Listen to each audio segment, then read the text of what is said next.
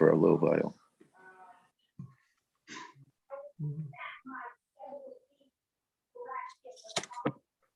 Yeah, the weather was good today, huh? Yes, it I loved was. it. I loved it. A great day to travel. Yeah, that's right. I even went down to visit the Camaro. Oh, did you? Yeah, Where is it? it's at Frank's Auto Top. When will it be finished? I gave him a deadline of April. Wow. Hey, guys. How Hi, you doing? Councilwoman. How you doing? Good, how are you? Good. Enjoying that nice weather. You better go out for another stroll. Yeah, Yeah, as long as the next day we if don't it's a get 9, Saturday or Sunday, as long as the next day we don't get 9 inches of snow, you can that's do it. true. That- yeah, the dusting. Right. Love it. I wanted to go, I'm sure half the state went down to the ocean. I wanted to go down to the ocean, but I didn't have time. Must have been Yeah. nice. It was the then. We're all jonesing for that spring weather. At least I know I am. Yeah, for sure. Yep. So John, while you were gone, we're gonna have a pizza cook-off as city council. Oh, all right. We're all gonna bring one in and we'll have a little competition. When are we doing this? Pretty soon. We're gonna start it virtually. There you go. All right. Well, It I doesn't mean, work quite as much. It doesn't work quite as well when we're doing it virtual. I got to learn from the council's chief, Pizzola. So I'll take my lessons from you and carry them on. Oh, I'm sure you're gonna be a pretty good challenge. Oh, Richard, do you make your own dough? Yeah, You do. Wow. I do. Then you'll probably win the contest. I don't know about that. I'm gonna go get my dough from Lou Umberto. Oh, he's got some good stuff. He's got some real good stuff. I think the last time we were in person, we were exchanging dough recipes. That's right. And then we were went back to virtual. Right. I never got to get you that book. I'll get you that book when we get back in person. Oh, all right. Thanks. Okay. Maybe we've got February break next week. Maybe one day I'll make pizza and bread, but it's just been too busy to be able to do it lately. Yeah, so you get a little respite next week. Yeah. That'll work. Rose, how many people do we need to have a quorum? I believe you need 4. There's 7 members, so you need about 4. Lamas says that You have a quorum right now. she's Okay. trying to Yep. get in. Oh, she's okay. She's trying to get it. Okay, I'll wait about 2 more minutes. And then I think Anise is also about to hop on as well.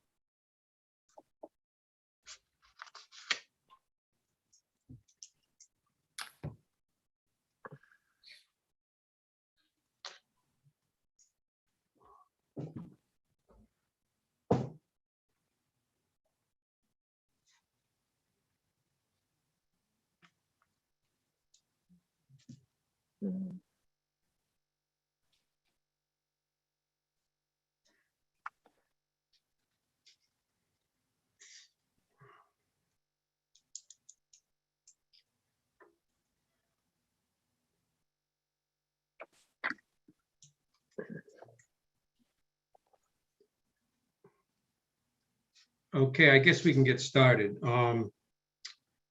It is Thursday, February 17th. I'd like to call to order the Public Works Committee meeting. Rose, could you please take attendance?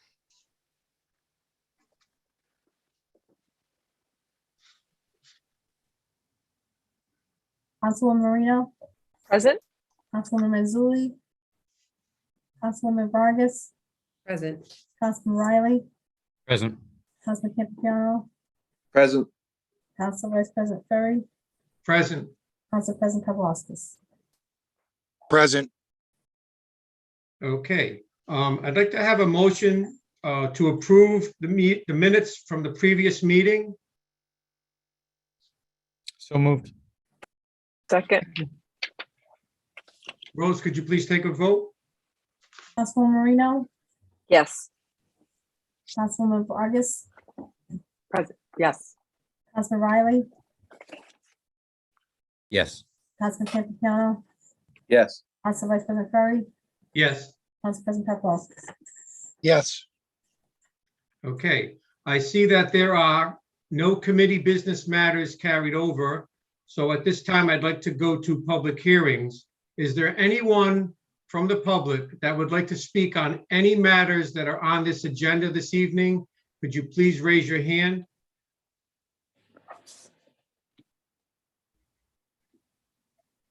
I'm Mr. saying no Leamer? public comment. All right, so there's no one with any public comment. So at this time, I'd like to close public hearings, okay? Next, we have new matters before the committee. Just before we get started on that, there are a few matters on here that may involve some serious discussion. So I'm gonna ask that on each matter, if each council person would try and limit their testimony or their conversation to each one, and probably only try and speak once unless a direct question is asked of them. The first matter on here is the guardrail at Weston Hills Middle School Tennis Court. Council President Paplaskas, the floor is yours. Thank you, Chairman Ferry. That was put on here after there was an accident over there. There was a car, went through the tennis court, took out a big sign. I did speak with the administration on this after this was put on the docket. And they are looking into putting it there, and I think they are. But obviously it's here. It got on the docket before I had spoken to them. So they seem pretty responsive about doing it. And that's really the reason for it, just trying to make the tennis courts a little safer there along Phoenix Avenue. Okay, anyone else have any discussion on that matter? Okay, next we have discussion on bike path crossing signals. Council President Paplaskas, the floor is yours. Thank you, Chairman, again. This is another issue that's been ongoing. Really, Council Vice President Ferry, it's an issue that's important to you and many of the members here on the council. I did have a meeting with Director Sanzi and Director McCauley regarding this issue. And there is some tie over between DOT.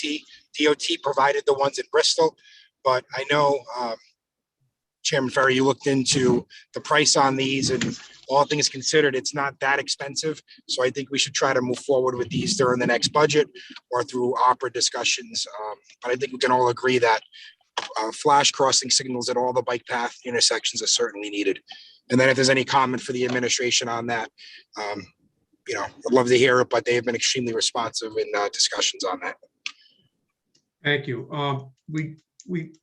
I did get quotes about 8 months ago on the intersections, and I will revisit that issue and see if the prices have gone up on those flashing crossing signals. It was going to be about $14,000 per intersection, and we have 4 intersections that could use the signals. So does anyone else have any comments on that matter? No, okay. Sorry, Councilman Ferry. Yes, Councilwoman Moreno. Yeah, I just want to say I'm glad to hear that this is being discussed, and I'm hopeful that it does happen, because I think that it's a very wise investment for the safety of the community. So, thanks. Thank you. Anyone else? Okay, next we have sidewalk snow shoveling requirement / enforcement. Councilwoman Vargas, the floor is yours. Thank you, Chairman. So, not sure as I'm looking at the items on here where or not this kind of goes a little bit with what the other bullet point that I see on here on Councilwoman Moreno, but on my end is I'd like to know if possible, maybe get a refresher in terms of how does the enforcement act work or through during a snowstorm? Like, who is actually enforcing it? And so is it the police that then goes out. If we need some sort of enforcement, if there's been some repetitive folks who are just not shoveling, whether it's a business. And again, I'm not, I have a soft spot, obviously, for anyone who can't shovel due to any type of, whether it's, sudden, any type of disability or anything along those lines. Is obviously ordinance in the books and stuff like that. But, and even businesses through everything that they've gone. But what is exactly the way, how is it that the actual enforcement works in terms of the city? Because there is a fine for businesses, there is a fine for residential as well. But what I'm trying to pretty much get to is that there's students walking, particularly I should say Park Ave. And I think Director Mason might, continuously be hearing me talking a lot about Park Ave, but it's really just the point of making, it's about accountability, right? And I think 1-2 times that we are able to at least provide a formal, how should I say that, verbal notice or anything along those lines. But at what point do we really start enforcing? Because I think it's now long overdue on some of the same repetitive folks that are not shoveling. There's no sidewalks, no. There's snow on the sidewalk, sorry.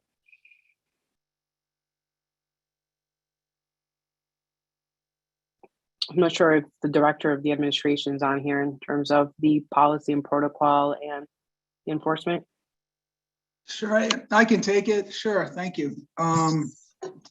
Through the chair. As you know, it's quite a pervasive, there's a couple of pervasive ordinances on the books that require all residents with the curb and pavement or asphalt sidewalks that they are required to shovel there or have their paths cleared. Obviously, it's an impossible task, as the Councilwoman indicated. But what we have done is we've had meetings before and after the recent storms in particular to try to tackle this issue in a reasonable manner. So what came out of it was that, to answer your first question, it would be the police department that are the enforcers. And we thought the most practical approach for this would be to work with the school department and obtain the streets that the streets/sidewalks from which the principals or the school administration are concerned about. So we would target those schools, as you mentioned, about the students. I think in particular, I think is most people's concern. So with that is our enforcement efforts are concentrated in those areas, along with some of the main roads that the police deem to have high pedestrian traffic. So that's pretty much the target. In terms of the approach, because it's a difficult one, we wanted to take a constituent side, if you will, at least to issue a warning. So police has developed I'll say a warning letter. It's very polite, but points to the ordinance and warns them and asks them to clear their properties. And if they don't, then they would go back and fine those individuals. As you know, there's some exceptions on the books. So that is basically, I'll say, the practical approach that the administration, the mayor was in the meeting with the police chief, the fire chief, I think Mr. Mason, several others, to think of best how to handle this situation. Yeah, no, I appreciate that, and I'm assuming that letter is obviously citing the ordinance and the fines that are also going in place with it, because it's really gotten to the point where we're all very patient regarding the snow and the plowing. And yes, to your point, yes, I think it's 62 years of age or older that are folks that are physically disabled or medical condition or so are somewhat exempt from this. But I just, again, want to make sure that we're also really enforcing this to make sure that we are not having any type of, it becomes a safety hazard, right? Particularly for children. And it seems to be the same folks, the same businesses over and over. So how many letters have gone out? I'd have to speak with the colonel. I don't hold me to it, but I believe they referred to approximately 30 or 40 letters in that range. Okay, all right. So are we keeping track, I would assume, of those businesses, not just sending a letter, but keeping track of that, correct? Yeah, I'm not, frankly, I'm not sure if the police are maintaining a log, but obviously it's the beat, but officers, I think by their experience, they would know. I'm not sure if they are maintaining a log or not, but seeing it's the same beat officers, generally speaking, with exceptions, they would know. Well, I do appreciate the administration sending out something that I've been advocating for such a long time in terms of a text message and a phone call on the reminders of snow removal. And I really hope that it's not only through emergency, but this actually continues as we, hopefully we don't see another snowstorm. But I do hope that that particular software is used a little bit more often to remind folks about the importance of removing snow from the sidewalk. And if anyone needs help, I mean, I think I don't want to stretch this conversation any longer. But you know, how do we come together as the community and try to figure out what we can do for our neighbors? I mean, I know from my end, it's being a good neighbor and trying to help each other out. And it's a little tough sometimes to enforce snow removal, but when it's the same offenders, I think that's when I have a problem. So thank you. Anyone else like to have discussion on this matter? Mr. Chair? President Paplaskas. Thank you. Through the chair to Director Mason or Director Moretti, just have a question on cleaning city sidewalks. I know, obviously, it's been an issue for years, and I know manpower makes it difficult. But I know the first council that I served on back when Director Moretti was the auditor for the council went out during the budget time and bought two, I believe they're referred to as skid steers, to clean the sidewalks or the city sidewalks. Just want to know if the two machines we bought 8 years ago are still in operation, how they're working, and do you need another one, or whose purview does it fall under? One machine at Parks and Rec, one at Highway, or are they both at Parks and Rec? That's kind of the gist of my question. Just an update on that equipment that we already own. I'll take that one, Tony. Through the chair, yeah, both pieces of equipment are basically owned and operated by the Parks and Rec department, and they do utilize both of them. The Parks and Rec does have a fairly comprehensive list of exactly what sidewalks are to be plowed and cleaned off during every snow event. So they do that, but their manpower usually does that the day after a storm, because the other plow drivers, the other Parks and Rec people are actually clearing the city hall parking lots, fire stations, police station, libraries, and the like. So it's usually the day after.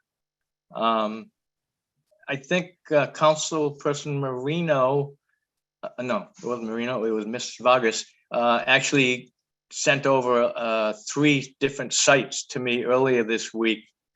And we did recognize that one is a city-owned section across from the fire station, number 1. And the other 2 are privately owned, but they're not, well, one of them is a cemetery.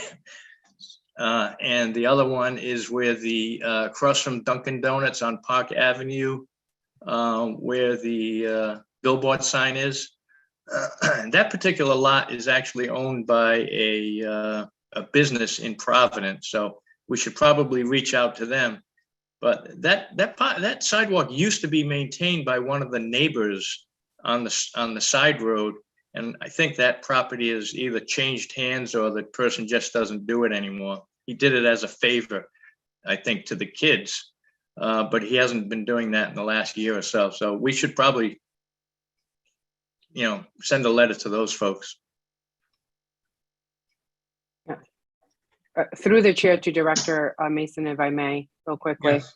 Floor Yeah, is yours. I would definitely agree with you, Director Mason, on that. To the administration, that would be great. If, we can definitely have your commitment on sending a letter out to that property owner. That would be great. Will do. Thank you. Councilwoman Jermaine? Thank you, Chairman. My question is related to the snow removal as well. As you all receive a lot of complaints about how the plowing was, that's what I heard, that's what I received. It was mostly a bad job done. That's why people say. And people say it wasn't done that way before. So something must happen. And we know it was a really big storm. So I would like to know if really is that the same company that used to work with doing the plowing? Is that something new? Because that I witnessed it myself. One pass, one round, there's no place for 2 cars.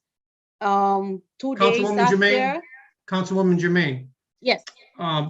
Right now, we're talking about sidewalks, and there is another discussion on here about snow removal. If we could just wait to get into that when that topic comes up, please.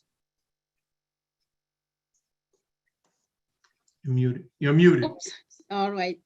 Yes. I So we did want to not- finish the discussion on the sidewalks at this time, and then we would have the discussion later on on. okay, no problem. But at the same time, I had many questions about the sidewalk is if we do not show the examples, we are doing ours, and how we can enforce others to do their own. So that's the question I have, how we can ensure as a city, we set the example. So our own property has not been clean, the sidewalk have not been clean. So that's the most of the complaint we have, our own property have not been clean as well. So how we can ensure for the next time we have something that big and this is not happening. Okay, I'd like to weigh in myself on this. I did get a phone call from a constituent that owned a business that got a warning about their sidewalk not being plowed. I'm not gonna divulge who it is right now. And that same constituent who owned the business told me, how can we enforce a fine on someone that runs a business when we're not clearing our own sidewalks? So I went out for a ride and I had some pictures sent to me, and I can give you at least 3 examples of sidewalks that we own as a city that were not cleared. And our only intention tonight with this discussion is to try and improve the way we do this. I'm not trying to accuse anybody of not doing their job or anybody not doing it, but my question is, and I think it's similar to Councilwoman Jermaine's, if we're gonna send out violations and tell people they're gonna get fined for not shoveling their own sidewalks, we have to make sure that our sidewalks are shoveled. So maybe we all need to meet on this and figure out what sidewalks that we own are not getting done. I have pictures of 3 different locations myself that I could send you and discuss with you. But the bottom line is, I just think we need to be more aware of our own properties that are not being cleared before we start fining people for their sidewalks not being cleared. And even some residents were complaining to me. I think some residents got warnings also that live near schools. So I just wanted to bring that up, and we need to just make an effort to try and figure out how to be better at this. Yes, Chairman, that's why that's the question, because as we can take it as a parent, I have my children always do that to me. If I said not doing something and I do it, so I don't have any authority now to say not doing it. So I have to set the example. So how we can ensure, that's the question, because I know, it was big. We didn't anticipate that, but we have, I like to see us proactively We have a few days, we know it's not gonna come, so what lesson we can learn from that experience? This is a big one, okay? So I don't know, I'm not used to those big sum. That was a big one. We all agree with that. But at the same time, we have to set the example. So I'm not really confident, or I'm not comfortable to find business and people right now while we don't do our own job. So I don't feel comfortable to doing that now. So that's something we need to do, but we need to start our own first. Would either Director Moretti or Director Mason like to weigh in on that?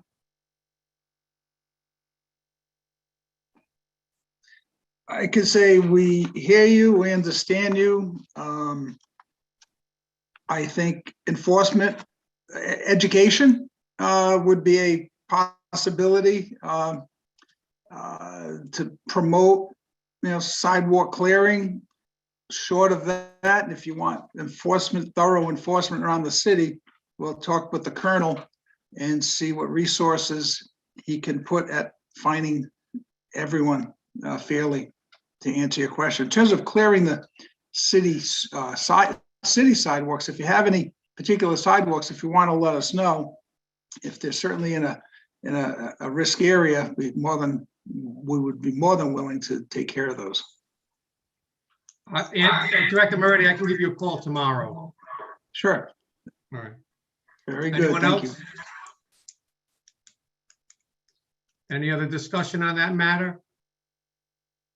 Okay, next, we have clarification on how city council members are to report complaints during and after a storm, and how these complaints get answered and taken care of. And that is put on the agenda by myself.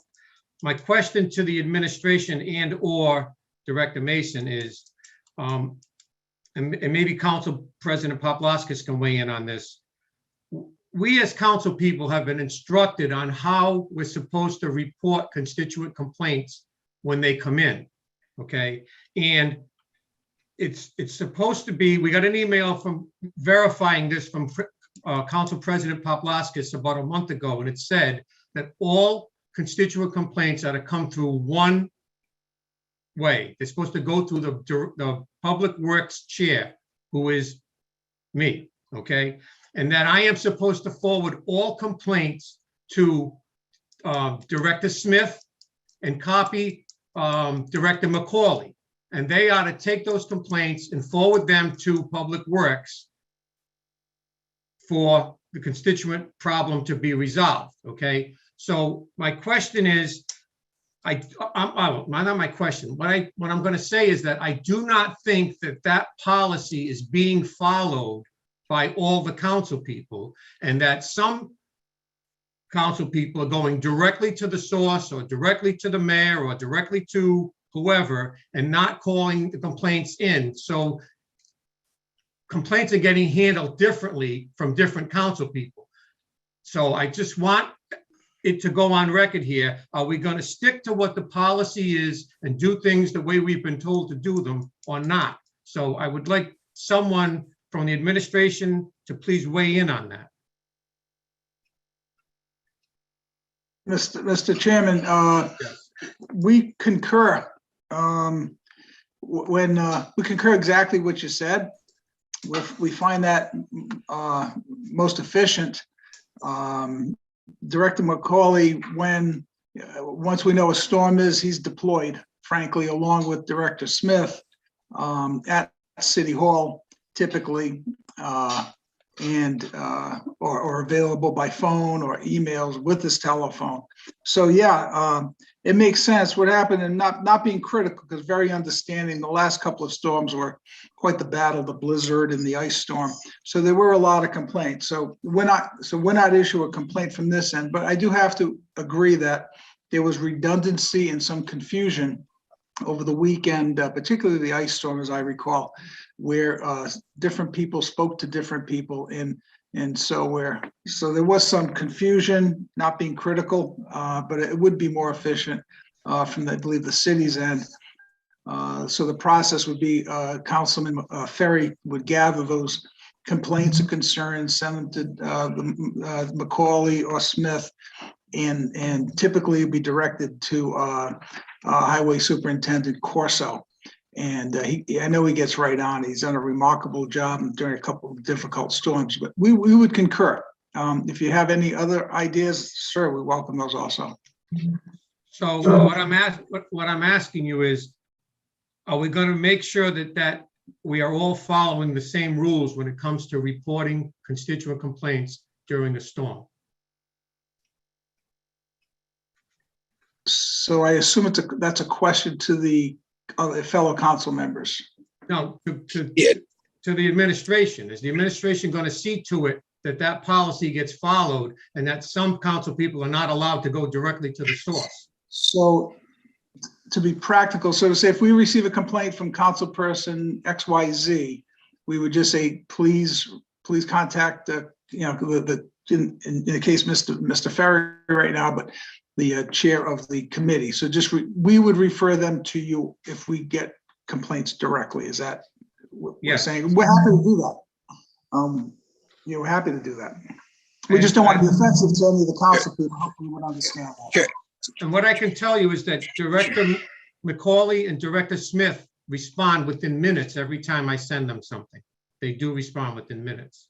So I just wanted everyone to know that these things don't sit once I send them in. They get sent in right away. And I get answers from them almost immediately. So I just wanted you to know. And Chair, I'd like to just add something too, if it's okay. Yes, Council. I was in the position that you're in the last 4 years prior to this council.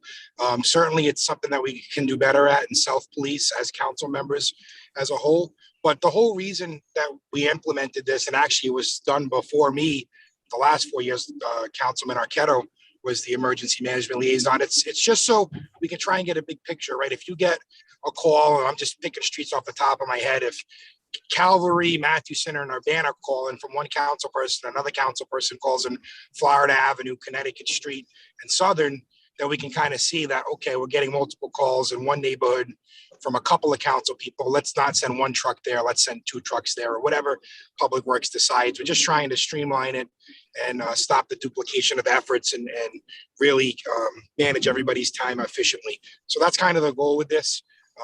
Certainly the storm is difficult, but I'd like to ask all council members to please just funnel any of the requests directly to Vice President Ferry, who's the emergency management liaison. And, he's got that direct line of communication with Paula Smith and Paul Macaulay, and we can try to get everything addressed as quickly and as efficiently as possible. Thank you. Thank you, Council President Paplaskas. Councilwoman Moreno. Oh, I'm sorry. Unless Director Mason, I can defer to, if it's okay with the chair. Director Mason had his hand up. That's okay. Okay. Director Mason, floor is yours. Yeah. No, I just want to say that I don't recall in the last 2 or 3 storms getting any phone calls or correspondence from any council person besides coming through Paula Smith or Paul Macaulay. So we're not worried too much about that. I mean, the highway garage and Public Works office gets bombed with phone calls. And to be perfectly honest, they've already called. Most of the things that come over from you folks, they've already called into the highway garage or to Public Works. So it's not a duplication of effort, but we already know where the issues are. Thank you. Councilwoman Moreno. Thank you. I just want to say I agree and appreciate the goal of efficiency. I think it is a good practice that it is channeled through one person. I understand DPW is going to get their own calls, but then if you've got 9 of us reaching out, that's a problem too. And I'll admit, I recall the Christmas Eve storm. It was Christmas Eve, and I was getting phone calls. And I'll admit to it, even skipped my mind because, people were calling. I remember people were calling in a panic because somebody's car was sliding down the street. They were afraid somebody was going to get killed.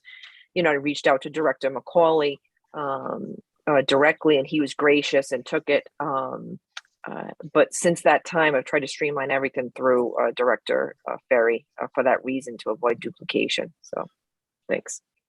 You give me a promotion? I see. Yeah, sorry. I realized after I said it. Thank you.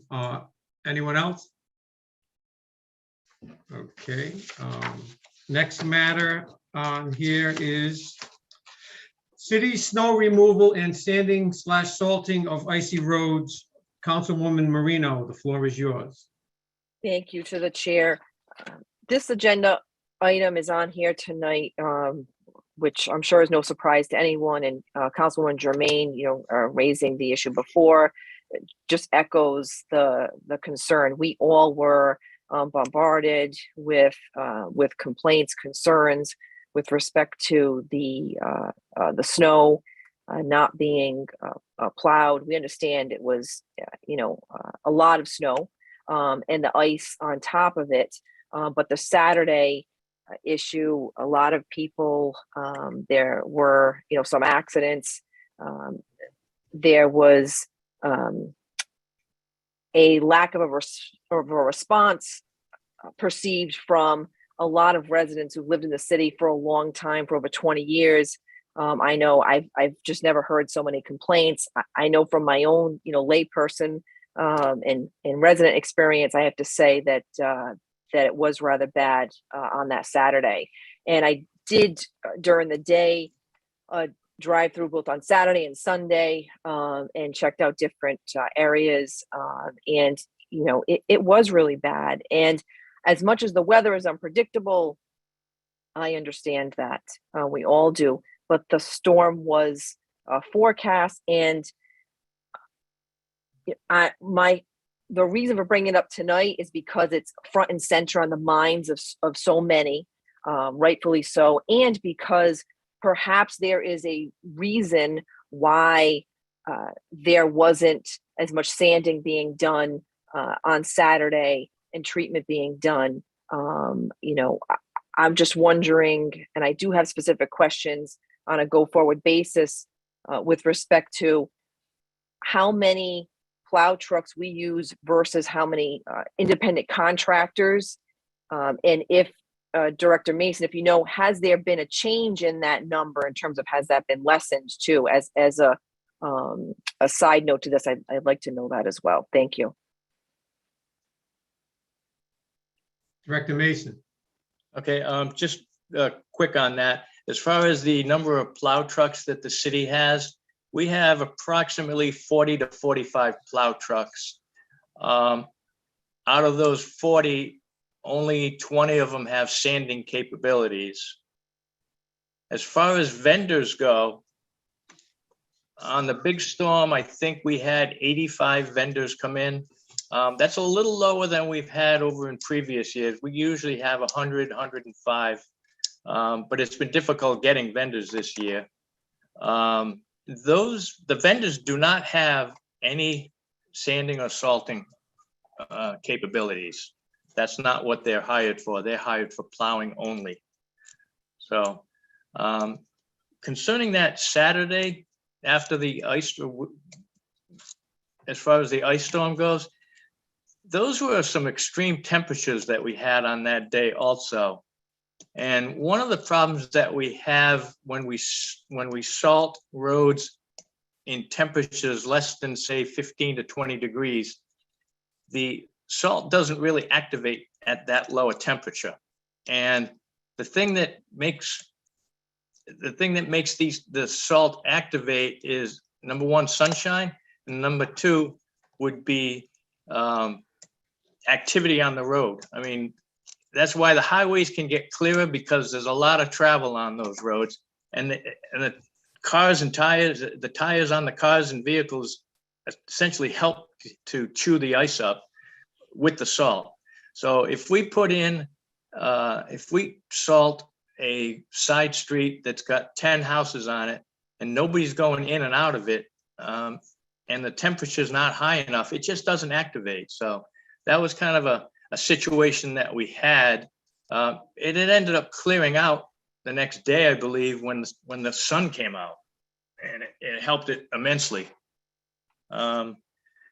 we were out both Saturday and Sunday, sanding and salting the roads, but you have to remember, Public Works does not have a second or a third shift. In the big storm that we had, our plow drivers were on straight for 36 hours out plowing the roads. And we had vendors out there for probably a good 20 to 24 hours. You got to give them a break sometime.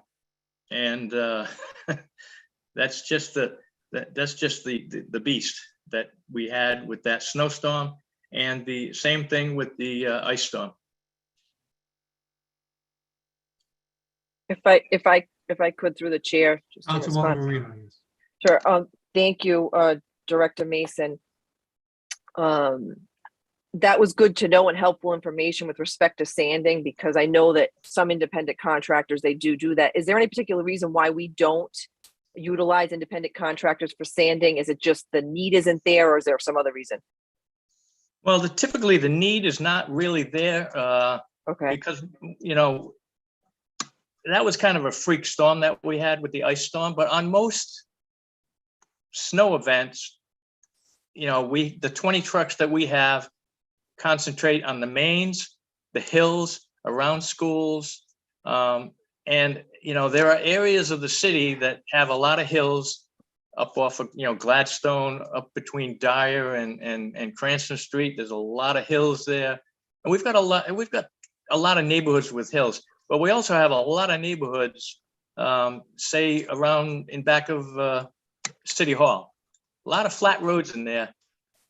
We don't typically sand those roads or salt those roads. Number one, we don't have the trucks and we don't have the manpower for it. And typically, under almost all circumstances, except for the ice storm we had, they don't need to be sanded. So, I mean, if you folks wanted to have all the city streets completely sanded and salted, you'd have to buy me another 20 trucks, get me another 20 drivers, and for something that only happens once every 5 years. No, I can say this, that part of the problem was that roads that are normally treated and normally down to pavement, some of them weren't, and that's what was pointed to by residents saying, I've been here 20 years and it wasn't like this. I get, we can't do every single street perfectly. I get that, but there was a larger quantity than usual where it wasn't the case. And you could look on the ground, there wasn't any sand, there wasn't any salt. So even if a car was driving over it, it wasn't happening. And I don't pretend to be an expert. You have much more knowledge in this area than I will admit that any day.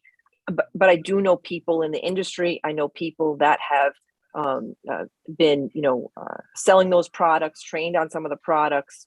Other states like New Hampshire have just, as cold temperatures, and there are products that we can put down. You're right, below 20 degrees is more difficult, but there are certain products that are conducive to helping the melting with the sun exposure, even at the 20-degree temperature.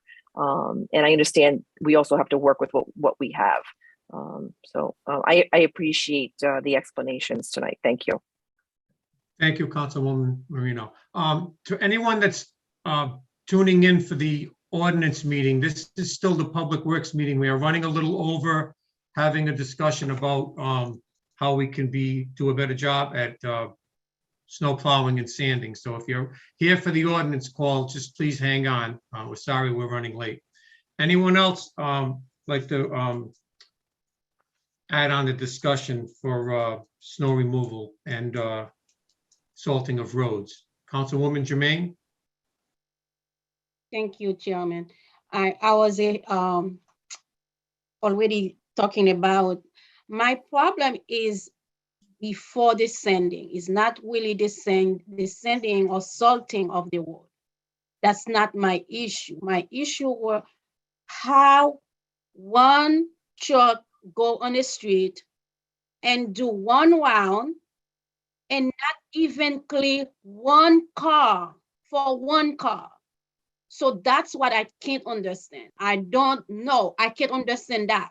How someone go to a street, you say you come to plow the street, whether you come or you don't come. But don't come, you just not only you waste money and time, and you leave it, and it's not practical. So that's the question I have, I need answer. So all the rest I understand it was a big, okay, but I cannot understand how you go there and you go one round, and even for one round, it's not done properly.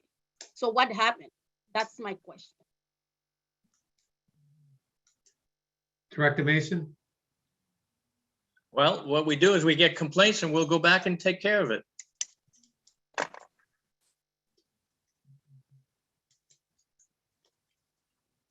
So it's okay for the truck, they go one street and not doing a good job, and then president has to call and then say, hey, they didn't do a good job, they come back? That's what the policy is? I'm sorry. Is that the policy? Of course not. That's no, it's not the policy. I think what Councilwoman Jermaine is referring to, the first storm, the blizzard, we were all informed that the crews had worked tirelessly for 36 straight hours, I thought it was, we were told, and that you guys were pulling them off the road, and that you were going to go back the next morning to kind of like trim what didn't get done. And what happened in my neighborhood was the trucks never came back here. Maybe you didn't have enough trucks. Maybe the guys didn't come into work. But I know that when I told people we were doing that and then it didn't happen, more complaints came in. And I think that's maybe what Councilwoman Jermaine is referring to. Was there a miscommunication? Did not enough guys show up to work the next day? Were there not? I think that's what she's referring to, because that's what happened in my neighborhood. So. Chairman? Yes. Not only that's problem, I have complaint where resident call and it happened in my neighborhood. You asking, is there really someone came to clean this store? So it's not about sending, because to send, you have to clear the store. Okay? So you cannot put sand on a 5-10 inches snow. No, I'm not an expert, but I know when the truck come in plow. So what I'm asking is something must go wrong, because I have residents calling, I have complaints that say they've been here 10 years or 20 years, they never saw something like a bad plow job has been done. So what I'm asking is whether the vendor, the contract you have with the vendor, so we have to have a follow-up, because what has been done is not acceptable for some of the street. So that's what I mean, because we know it was big, but it's not a reason that you come to the street, you just go one round, you don't clean it for 2 cars and even 1 car, and then you have so much no say. So that's the bad job I'm talking about.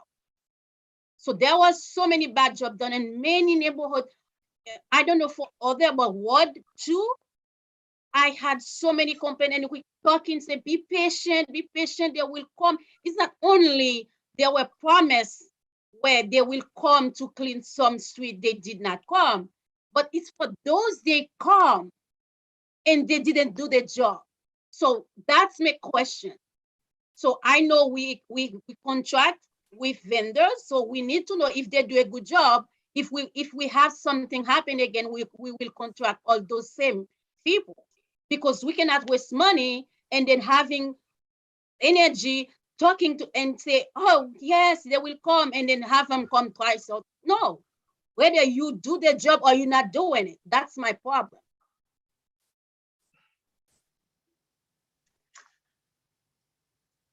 Director Moretti, may I ask you a question? Sure. Do we have a system in place to check on the vendors that we hire? Or maybe I should be asking Director Mason, I'm sorry.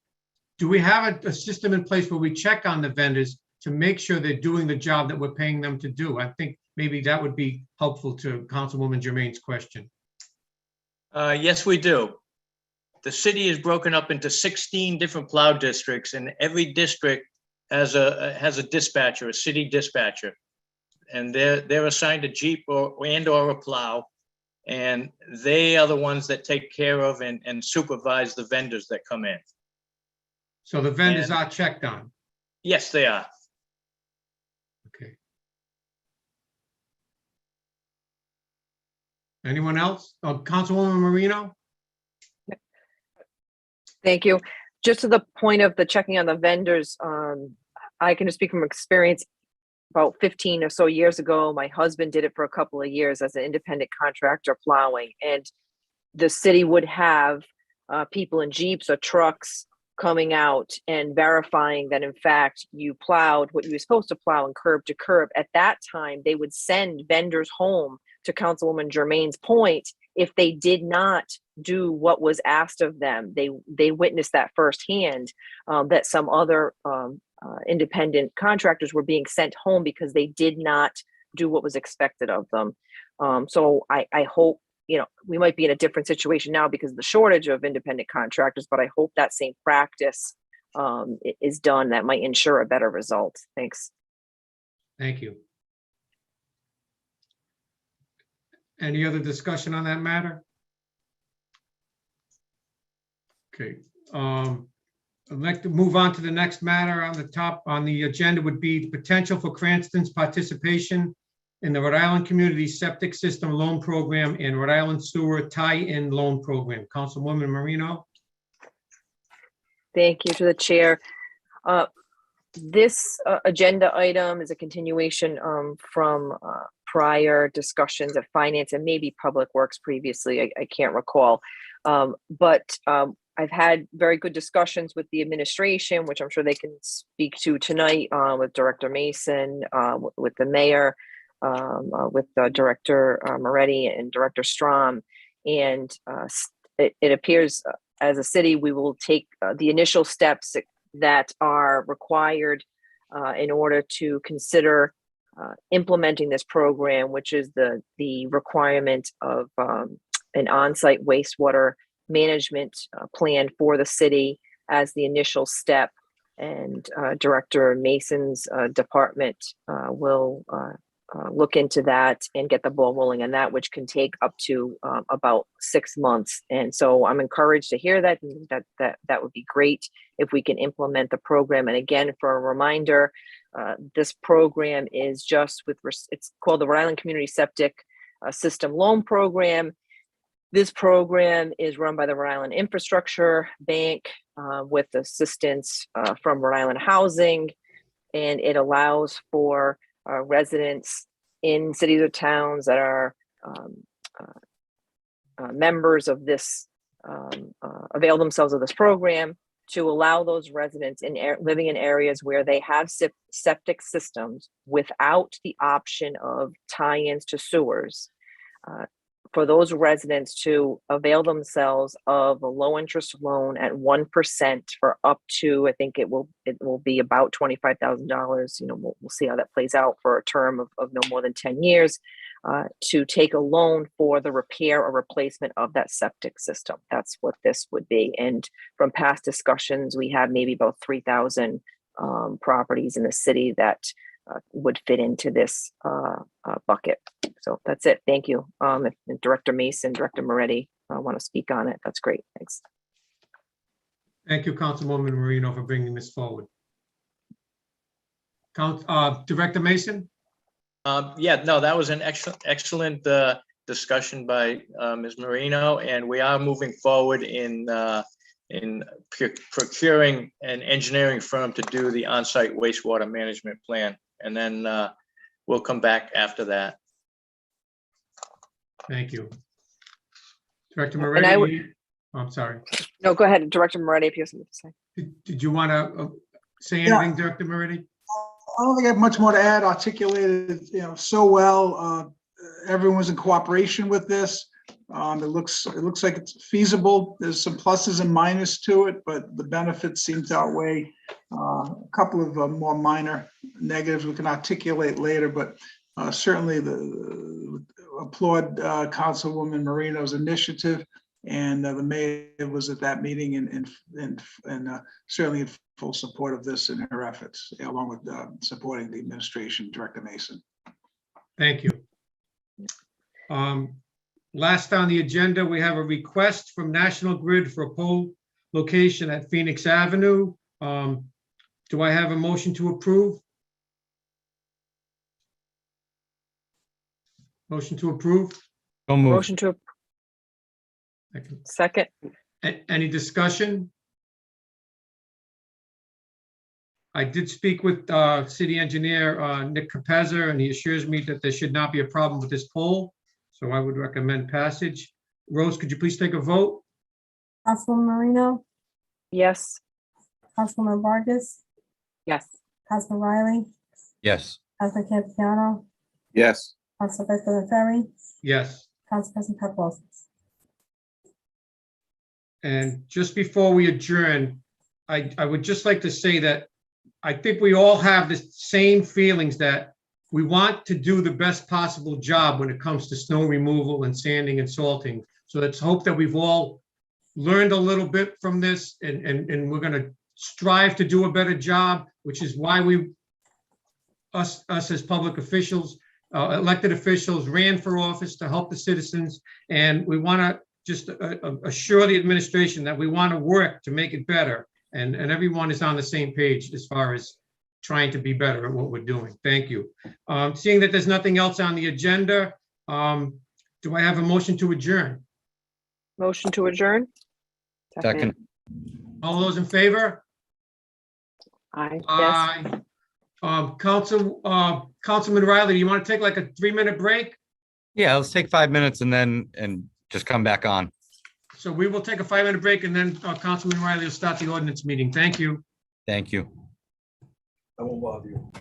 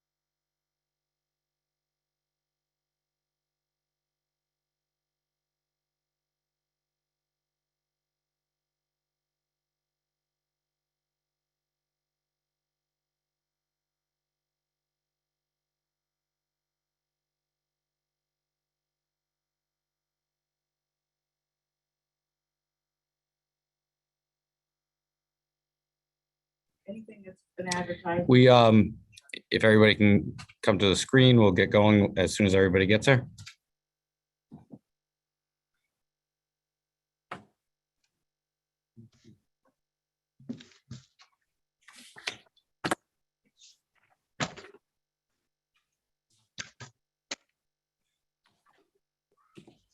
All right, I believe we have a quorum.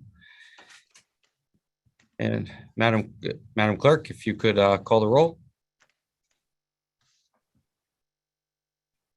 Council Vice President Ferry, Present, Councilwoman Vargas, Present. Councilwoman Jermaine, Present. Councilman Campiano, Present, Councilwoman Renzulli, Councilman Riley, Present. Council President Paplaskas. Thank you. I'd like to welcome everybody to the February meeting of the Ordinance Committee for the City of Cranston. And I would entertain a motion at this time to dispense with the reading of the minutes. motion, To dismiss the meeting. second, Any discussion? Madam Clerk, please take the roll.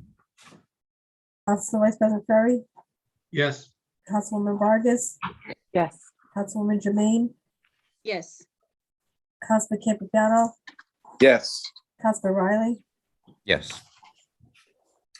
So at this time, we have a few matters that were carried over from last meeting. First is ordinance 10-21-03, which was sponsored by Councilwoman Vargas, Moreno, Councilman Donegan, and Vice President Ferry.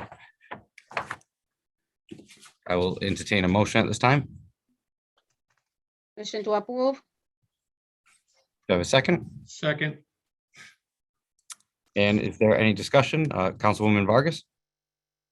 Sure, thank you, Chairman.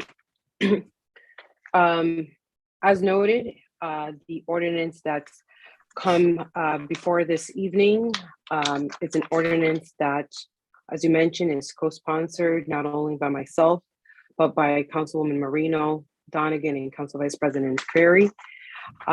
This ordinance speaks pretty much for itself, and it's very straightforward.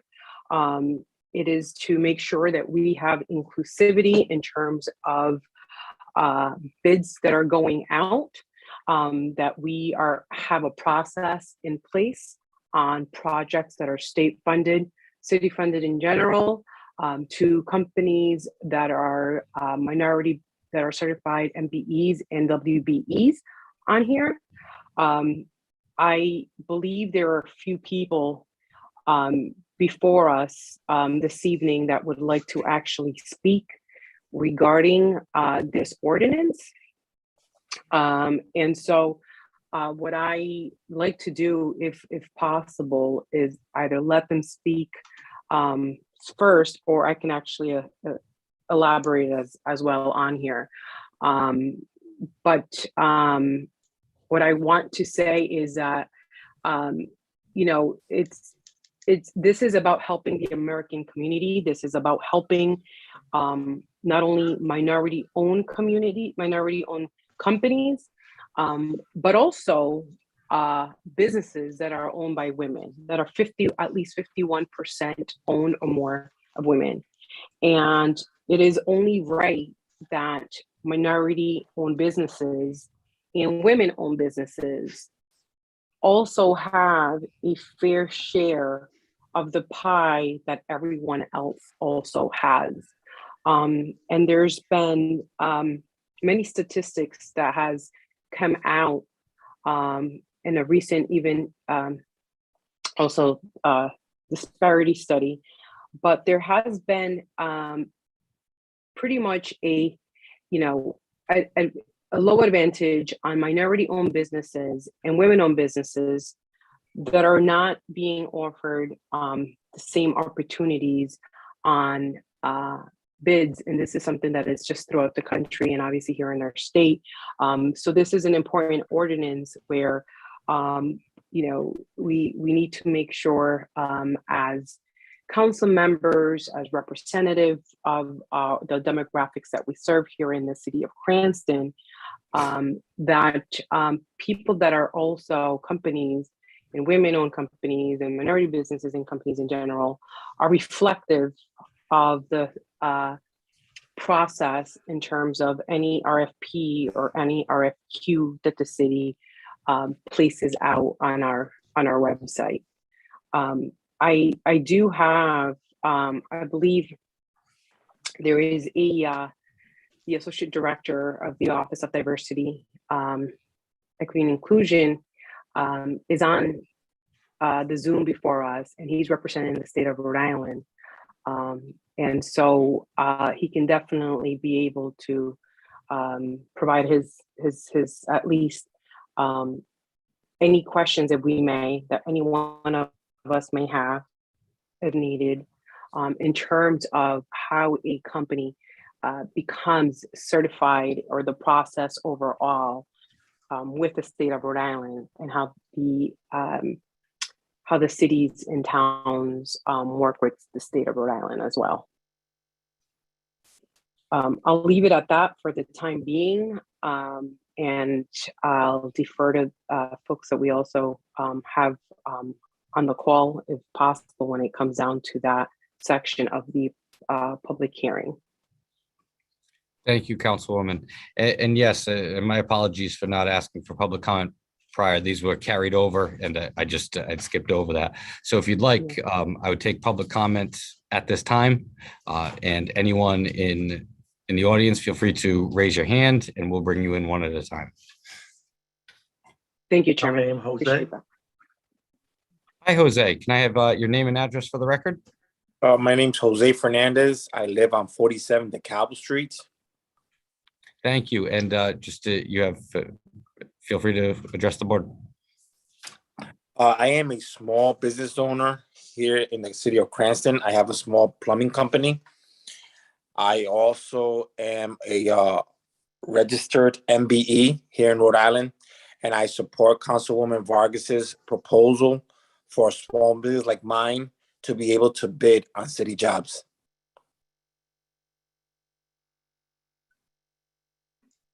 Thank you, Jose.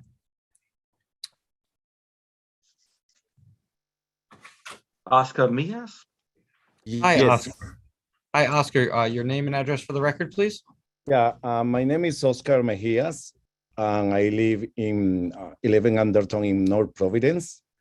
But I'm here representing, in my capacity of the CEO of the Rhode Island Hispanic Chamber of Commerce, a member of the Rhode Island Business Coalition for Equity in Construction, an active member in Rhode Island Business Empowerment Network, which is a coalition of minority organizations who provide technical support for minority business in the state. I just want to say that we have been working hard in the last year to prepare and promote the certification of our minority business as MBE, to get the MBE certification following the rules defined by the state. As you know, minority community represent an important component in the economy in the state on each one of the cities. So those business has been very affected by the pandemic. However, they keep creating jobs and paying taxes. So I am here and I'm thankful for this opportunity to support this bill. I consider that it's really critical to incorporate changes in the city's policy to increase the participation of MBEs, WBEs in any project that could be funded by the city, not just in construction, in any other project that the city is conducting, but also to give them the opportunity to participate in the supply chain. A provider of service or product, our community deserve the opportunity to participate and be part of the supply chain in the city of Cranston. We can refer examples in other cities like Pawtucket, like Central Falls, like Providence. The Hispanic Chamber of Commerce and my person, I'm more than willing to serve in any capacity and to collaborate with the city, serving as a bridge between the city and that minority business community if the city need it. So thank you for this opportunity. And again, I'm here supporting the bill introduced by Councilwoman Vargas. Thank you. Thank you, Oscar. Thomas Avila. Hi, Thomas. Can I have your name and address for the record, please? Yes, Tomas Avila, 196 Old River Road, Lincoln, Rhode Island. Thank you. The floor is yours. Thank you.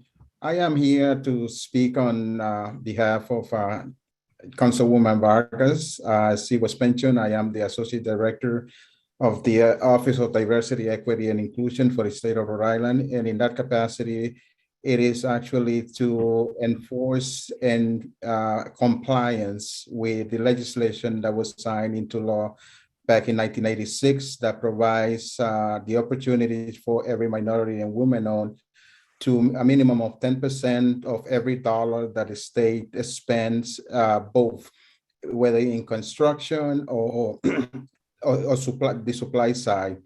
And in that regard, the office has been doing this for the last 36 years.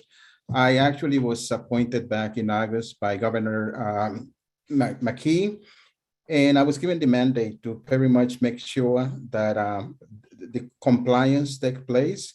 So and also have an understanding as a minority owned business owner myself for many years of the processes and everything that takes to do. And in the last 6 months, and through that enforcement, I also have seen the increase of opportunities for minority-owned businesses. Having said that, I've been very familiar with Cranston. I was involved in Cranston, trying to diversify not only the MDE side, but many other issues regarding opportunities for minorities back in 2000. And so when Councilman Vargas asked me to support her proposition, needless to say, I was very glad and I'm very happy because I see that it's going to make a difference, not only for the minority community, but for Cranston itself. One of the things that the state have found, and many states have found across the country, is that when minorities are given a fair opportunity to participate in the commerce of the state or the cities, they see an increase in taxes, they see an increase in revenue for states, and they also see a better social life for those minorities. And I'm quite sure that Cranston will experience the same thing once this is put into place.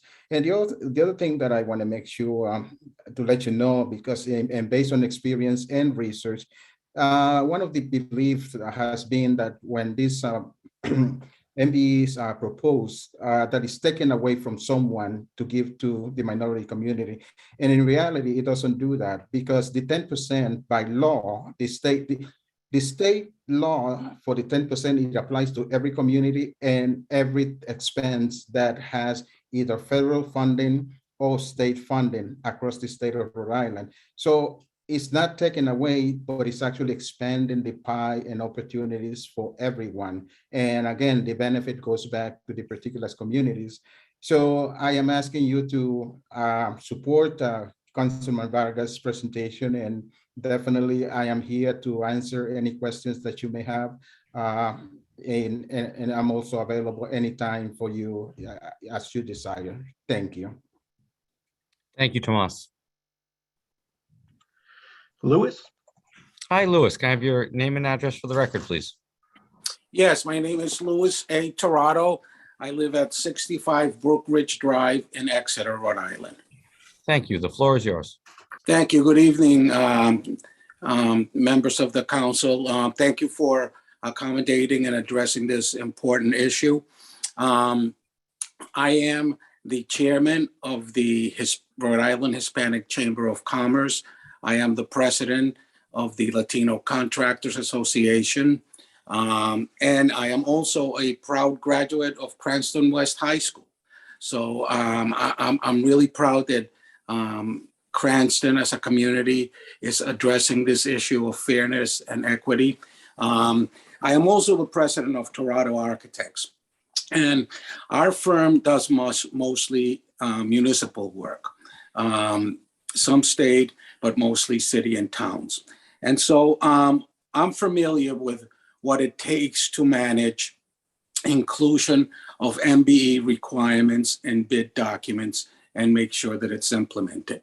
It's a fairly straightforward process. We have standard language in our bid documents that identify the percentage of minority participation that is the goal. And as part of the bid reviews, we ask the contractors who they have included and for what trades and at which amounts. Then during the construction administration, we're responsible for monitoring many things in the construction contract. For example, we monitor to make sure that prevailing wages are being met. As part of the monthly payment requisition, contractors certify that to us. And in communities that have minority requirements, that's just another checklist. It's not a big lift. It's a pretty easy process. For contractors bidding projects, there's a standard list of minority and women-owned businesses that they could contact to be able to include in our bid. So I say this because historically there has been some concern in communities that this is just going to add more bureaucracy to the process and that it's going to bog down city personnel, that it's going to require staff member to be dedicated to this process. But that is not accurate. It becomes a pretty standard part of the construction administration that is carried out by the architect as part of their standard set of responsibility. So with that, I just thank you again for considering this very important motion. We, of course, are in full support of it. Thank you. Jose Marcano. Hi, Jose. Name and address for the record, please.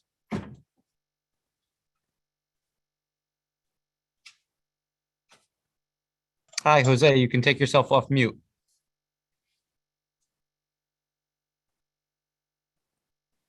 Hello, Hi, Jose. Just name and address for the record, please. Jose Marcano, 20 Ruby Street, Cranston, Rhode Island. Thank you. The floor is yours. Okay, good afternoon, and thank you, Councilman Lemmy Vargas, my counsel.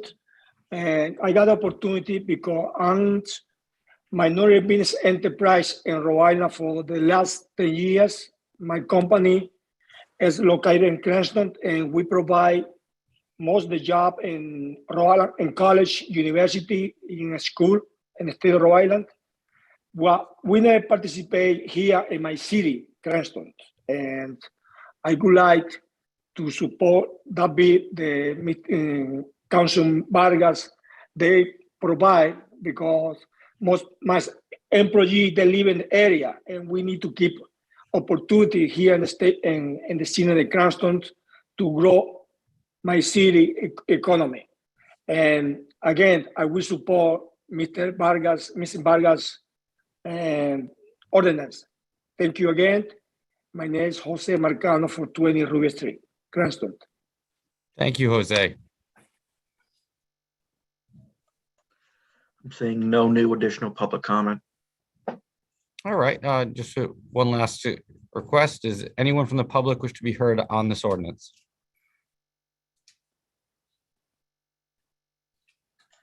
No public comment. Thank you, Mr. Lima. Is anyone on the council wish to be heard? Yes, Council Vice President Ferry. Thank you, Chair. As it was stated already by one of the people who testified, this is a very important issue. And I've spent a lot of time reading through it, discussing it with Councilwoman Vargas. And I do not feel that I feel that it levels the playing field for MBE and WBE. And it does not at the same time unlevel the playing field for those that are already actively getting business from the city and bidding on business from the city. So I do feel confident at that. And I just think that we need to spend the time to let everyone have a seat at the table with city business like this. So I am in favor of this, and I do support this ordinance. I know Councilwoman Vargas has worked on this diligently, and she's worked with state of people on this and has gotten to the point where this ordinance is written well, and it's going to be a benefit for those that want to get on a seat at the table, and it's also going to be a benefit for the city. And I'll say that as a previous business person. Sometimes it's easy to just continue to do business with your vendors. And when I owned my business, and someone would walk in the door and say, hey, I want a chance at bidding on something here, I was always reluctant because I knew it was going to be work, that I had to like reopen my books and give someone else a chance at maybe selling me cleaning supplies or lane conditioner, whatever. But the bottom line is, the more vendors you have coming to you, the better you can assure your prices are good and you're getting a fair shake at what you're buying. So I think it's a benefit to the city, and it's a benefit for those that want to have a seat at the table. So I support this ordinance at this time. Thank you. Thank you, Council Vice President Ferry. I do see Councilwoman Vargas's hand up. I'll go to you, and then Council President Paplaskas. And then Council Member Jermaine. Thank you. Chairman, I'll defer to the other two council members, and then I'll go on.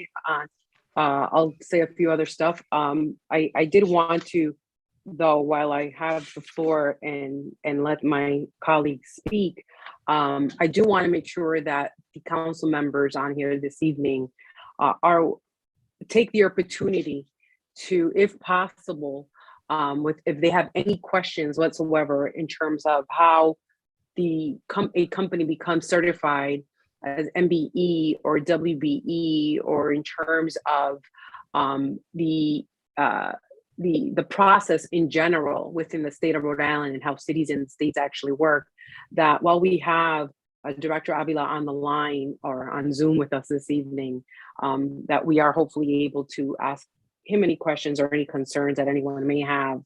But I'm pretty well versed in this subject matter, but I just kind of wanted to make sure that we take that opportunity while he is on the call at the same time. So I'll defer my time to the other two council members first, and then I do have a few additional comments later on. Thank you. Thank you, Councilwoman. And I will take Council President Paplaskas. Thank you very much, Mr. Chairman, and thank you to all the speakers. And I came in to comment. Thanks to Councilwoman putting this forward. Certainly because to try to get a little more familiar with it. I have some family members that are MBEs, and I know they had to go through that process to get certified. So I guess my question is a couple of questions. I'll ask them and then I'll try to get answers from whoever can answer them. If an MB, does every bid now that would come into the city have to have that 10% requirement? Let's say somebody bids on something and they're a small mom and pop shop. They haven't done the MBE, WBE paperwork, and they exclusively make this product. Do they still have to search out to find that an MBE or WBE that is 10%? That's one question I had. And then another question I had was on the administration part of this. Do we have to hire someone to strictly be a coordinator? Can we use somebody that's already here in-house working for us that's in the process? And then my last part of the question is I'd like to hear from the administration on their thoughts on this too. Because I don't know if Mr. Marchese, our purchasing director, is here or not. So that's really all I got, and I look forward to hearing the answers. Thank you. Thank you, Council President. And then Councilwoman Jermaine, you had your hand raised? Yes, Chairman. Yep, the floor is yours. Thank you, Chairman. I want to commend Council Vargas, Moreno, Ferry, and Donegan for bringing this ordinance. It is unfortunate on the 21st century, we have to come with laws to ensure equality, this is really something I hope that we get in a way where we do not have to make laws to recognize that every business, regardless minority, women, we all have the same opportunity to thrive. So unfortunately, we are not there yet. So we have to have those laws to make sure we enforce that, to recognize that. And I really commend you to bring this ordinance, because this is what we have to do. So to recognize that we have to have a share fair. We have to have a seat at the table. So give us the opportunity, give those minorities the opportunity at least to be at the table, sit at the table, participate at the discussion. And my hope is we pass it tonight and we enforce it, because one of the problem we have is the enforcement. So it's a great ordinance, well written, but now when it comes for the enforcement, what's gonna happen? So is there an agency that will make sure, I know Mr. Avila is here, that will make sure that this quota is respected, is in compliance. So unfortunately, this is where we have to have laws, we have to have compliance to make sure a women-owned business, a minority-owned business has a fair share. And I hope we pass this ordinance tonight. Thank you, Councilwoman. Do any other members of the council have anything to add? Councilmember Donegan? Thank you, Chairman. Excuse me. I just want to thank Councilwoman Vargas for her work on this. I know she's put a lot of time and thought into it, and it shows in the well thought out proposal before us this evening. And to touch on Councilwoman Germain's point, it's necessary. The state's, the Secretary of State has a self-reporting data hub, and Cranston ticks slightly better than the state averages. In the state, only 26% of businesses self-reported as a women business enterprise, and only, 26% in the state were women business enterprises, and 6% were minority business enterprises. In Cranston, it's a little bit better. It's 9% for minority business enterprises and 28%. But obviously those percentages are significantly lower than the proportionate representation for those demographics within our community. So obviously something needs to be done. There are reasons behind that. We're get into all of that this evening, but clearly we need to do something to make sure that the contracts going out, that representation in our community is equitable and is representative of the diversity of our population, and so should the contracts and money that the city is giving out through its contracts and purchasing. So thank you, Councilwoman Vargas, for your work on this. That's it. Thank you, Councilman Donegan. Councilwoman Moreno. Thank you, Chairman Riley. I view this as what I would categorize as a win-win. It's a win in the sense of it gives action to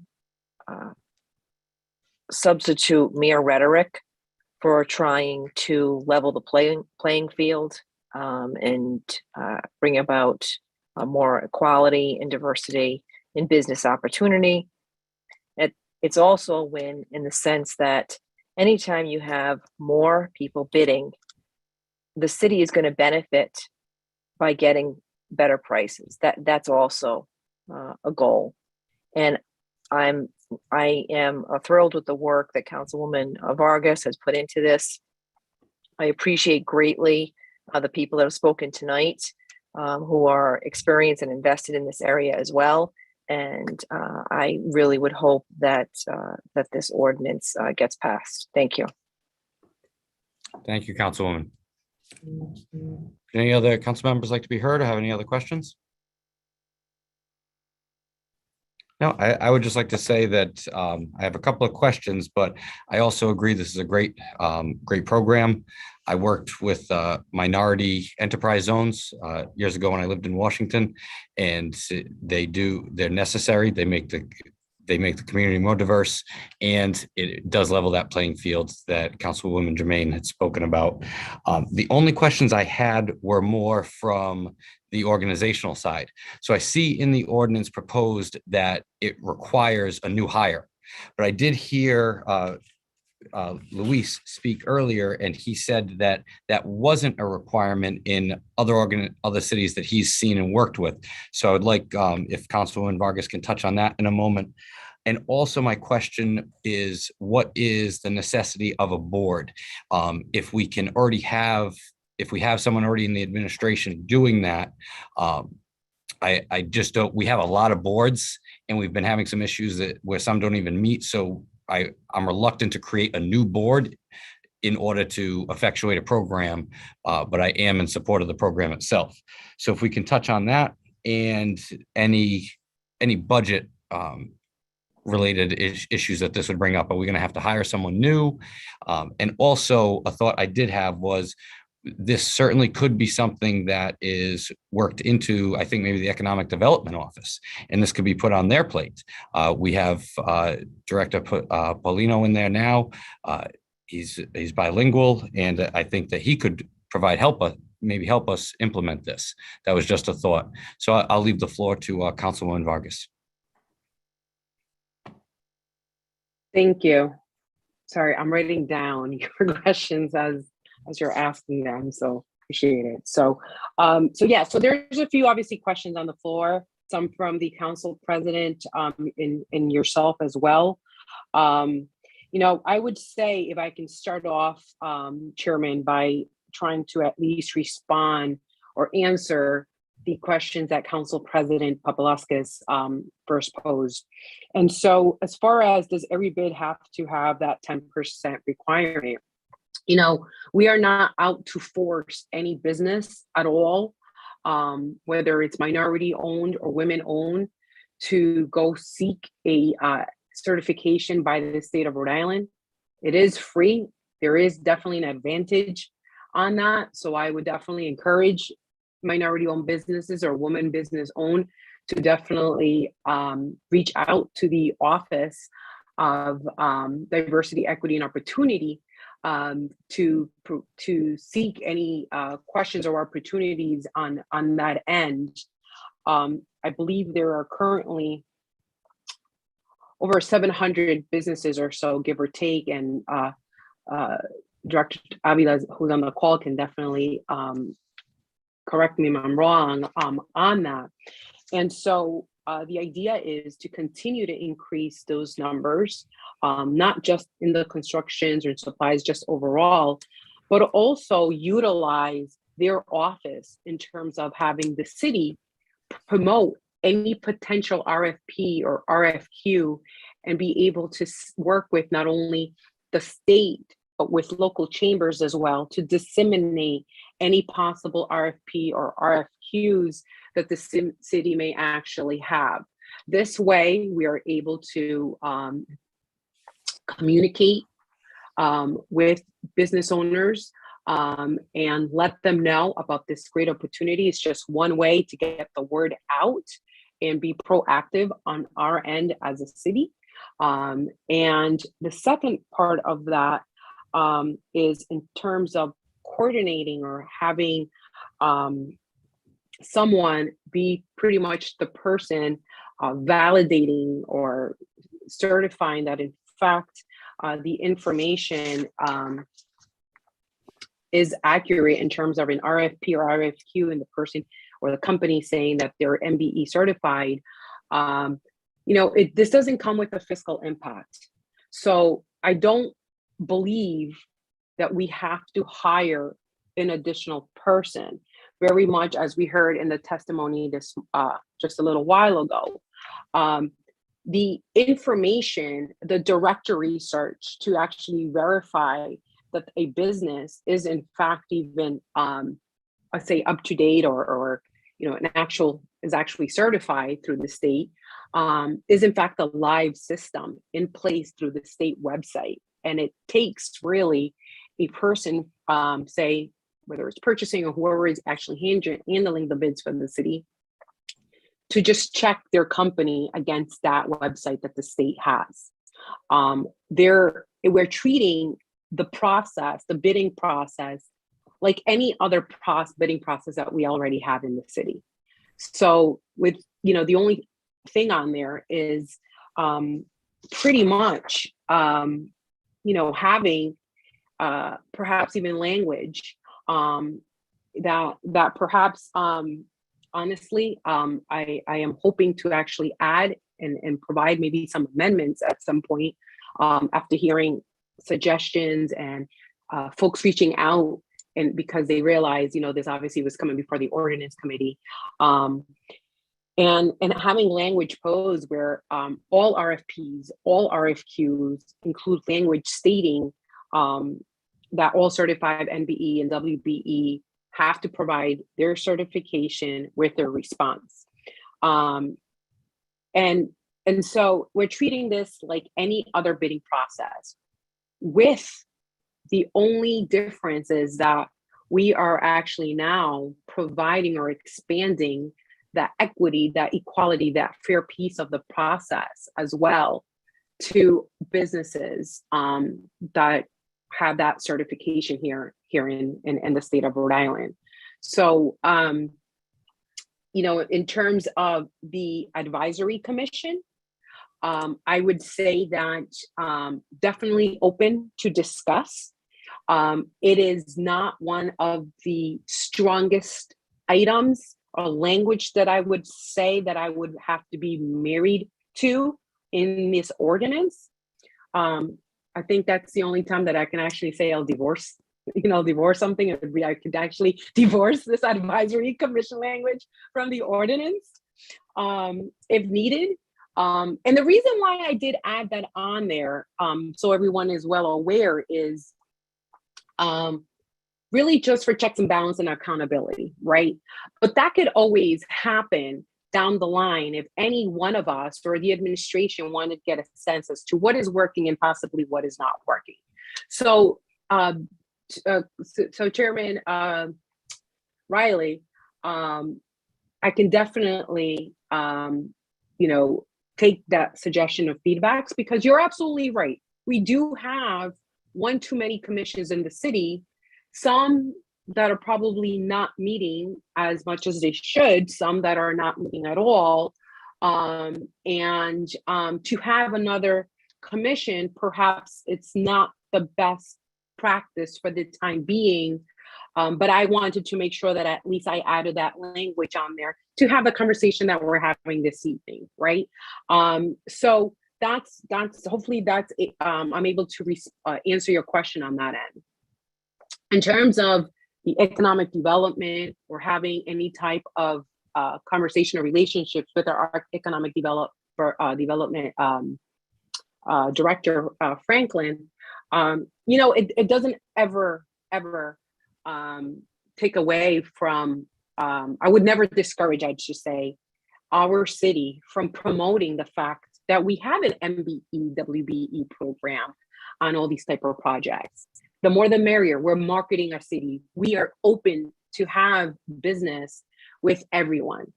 And so I would never say we're not going to use someone to utilize them in terms of having some sort of influence on this, because we're all in it for the better of our city, and that's why we're here. That's why we're elected, right? And so absolutely willing to work with the administration and any other departments to make sure that we're able to move forward and advertise and say our city is also one of those cities in the state of Rhode Island that has that 10% state-funded, city-funded, reimbursement with the with companies that are MBE certified and that are WBE certified at the same time.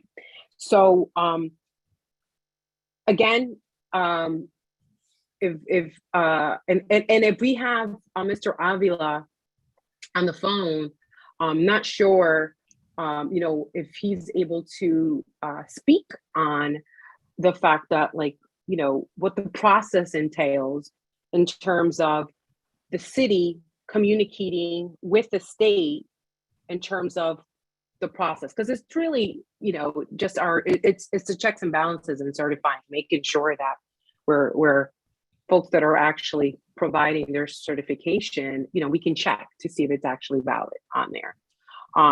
But it's not requiring another staff person or 5 people to actually make sure that we have this in place is my personal opinion based on the research and the conversations that I've had with local organizations and individuals and businesses that have also been part of any bidding process through other cities and towns. Hopefully that answers some of it, but if you're okay with me asking the director if we have him on the line, that would be. Yeah, no, that would be great. And Yeah. then after, I would like to just get the administration's Sure. what their feelings are as to some of the nuts and bolts of it. Do But yeah, do we want to go through the administration first, and then that way, perhaps if they have any questions as well, then the director is able to provide any responses if he possibly can. All right. thank you. Director Moretti? Yeah, sure. Yesterday, day before yesterday, I believe, Councilman Vargas had requested a meeting, and she had come in to speak with the mayor, myself, purchasing agent or manager Marchese, solicitor Malay. I think that was it, to discuss this. And we had gone, pretty much gone through it. And I believe the councilwoman agreed that we would, that this ordinance could be amended and improved upon, and with some of the things she just articulated. So one of the things that, a few of the items, I don't want to be redundant. However, I think a couple of the points made were regarding the MBEs and WEs, when referring to saying that MBEs and MBEs shall be included in all requests for procurement. With one person as a department for purchasing, we felt that'd be a bit not impractical and a bit onerous to be able to truly enact, to say every bid for a staple or pencil or school. To make sure that that he's reaching out. And so the language in here, I think, is a bit difficult. That can be modified, and I believe the councilwoman agreed with that. I believe also in the language about a predicate study, I think that was would be removed from this proposal also. In terms of the advisory council, yeah, I think the good point of good discussion. I know that question had come up, and I think there's consideration there to say not knowing if that's the best way to go or not. And certainly the concern, I believe Councilman Riley articulated about adding more overhead to the situation that perhaps our current purchasing agent can handle. And then one last point was sanctions, to say that the Board of Contracts and Purchase shall have the power to impose sanctions. We don't believe that board has that power. So there's, in terms of the spirit of this, the fundamentals, certainly not opposed to it, encouraging it, but I think that the ordinance in the current form might be able to be improved. So that's where the administration feels. And I think that's how we left the meeting with the councilwoman. thank you, Director Moretti. And one quick question for you. Since your meeting with Councilwoman Vargas, has you or the administration thought about any ways to effectuate the intent of this program in a manner that the administration thinks would be streamlined? as to who would manage this initiative. You said there was only one person in purchasing. So how would if you were designing it, what do you feel would be the most efficient way? I'm not quite sure I can understand it. The most efficient is the only way with the person that we currently have. Though inviting Director Paulino as the, I guess the person of minority interest in the city could be incorporated somehow, but no. Have we, after that meeting, we kind of have been moved on to some other things that required some other attention and didn't think of a process. Okay. I believe that actually Solicitor Millay had maybe shared an idea or two with the councilwoman, and she might be able to articulate that if she recalls that discussion. Okay, thank you. All right, Councilwoman Vargas. Yeah, sure. So, you know, I'll start off with, again, pretty much in order as Director already brought up. And yes, absolutely. And I apologize. I should have expressed that earlier. Yes, I did request a meeting with the administration. I was hoping to my reason for the meeting was to make sure that how do we as or how do I even as a council, right? What would be the administration's take on this entire ordinance, and how do we work together on this, right? And so, yeah, some of the concerns that were brought up, for example, on one of them was the predict study, which the disparity actually pretty much similar as to what a disparity study is done. And a disparity study, there's actually an executive summary, and it was actually done in July of 2021.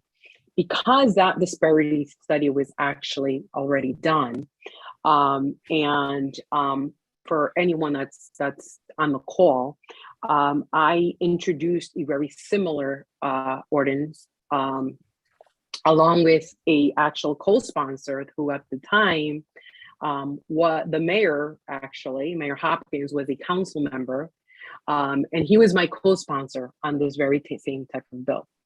So 2000, I think in 19, at that point. And so when I introduced it, it had the predicate study on there. And so some of that language from that ordinance, I actually ended up plugging it into this current ordinance. However, it was brought to my attention as the conversations were coming back up that I wanted to introduce something very similar again, excuse me, was that disparity study, or the predicate study, was already done. So in my conversation with the mayor, is that, yes, I would definitely say that could be removed from this ordinance. And for those that are following the ordinance, the predicate study mentioned is starts off actually on line 135, and there's a mention about it again on line 149. So those would be that would be language that I would definitely consider to be removed on that. So, you know, tonight we're hearing testimonies, we're hearing suggestions, and we're having these open conversations. But ideally, what I would like to do, and I will answer the other questions as well, is that if there is a numerous amount or not of amendments, right, like the removal of the predicate study or the advisory commission, that we can either continue to have this conversation and be able to, again, I always say take advantage of the state. I have to take advantage while they're on the call and be able to answer or provide any questions for any of the council members, and then come back to committee next month with the actual full amendments. However, on the first initial question that Director Moretti asked about, do we have to go to, for every bid that we go out, whether it's a staple or not, or for school? Well, we're not dealing with school because this would actually be the city and the school is totally separate, right? But on the city side, when we go out for bid, it's generally anything that's over $5,000 and over on the bidding process. So anything that's going out for bid on an RFP or an RFQ that we're actually doing, you know, and I left the office, Director Moretti, correct me if I'm wrong, saying all questions, all conversations will strongly be, you know, considered, and I'll, you know, figure out how I'm going to go about this. So any type of bid that we put out, like a recent bid that we just put out recently in the city, you know, that would be something that if there is a minority-owned business, a woman-owned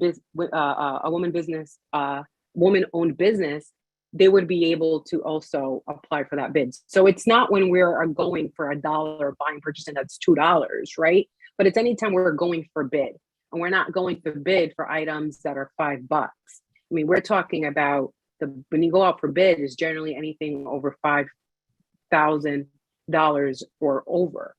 And so that's why, you know, after having conversations, I'm going to take all of that again, what you said today, and continue, you know, putting that on for consideration. But generally, yes, that's the way it works. Anything for a bid, that's when, you know, an MBE or WB certified company can go for it. And the other part was, I think, the sanctions that you had mentioned, and I apologize, I did say I was going on and I just skip around a little bit. So on sanctions, which is on line 186 of the ordinance, under the implementation and oversight, it does mention the Board of Contract and Purchase shall have the power to impose sanctions. Now, one can argue, and I'm not an attorney, nor am I trying to pretend I am, but one can also argue that the Board of Contracts, if they have the power to award a contract on bids over $5,000, they may also have the power to sanction. Now, I will take any suggestions as far as language, because perhaps if it is not the Board of Contract and Purchasing that could sanction if a contract doesn't go well, something happens, they're just not executing well and they're not on target with their timeline, then perhaps the city of Cranston as a whole would be able to seek, you know, any type of sanctions after a company. I mean, I guess my question perhaps even to the administration now is, what is the process now when we have awarded a bid to a company and something is not going right, whether it's incomplete or, you know, you might get my drift here where I'm going, you know, at that point, who kicks in?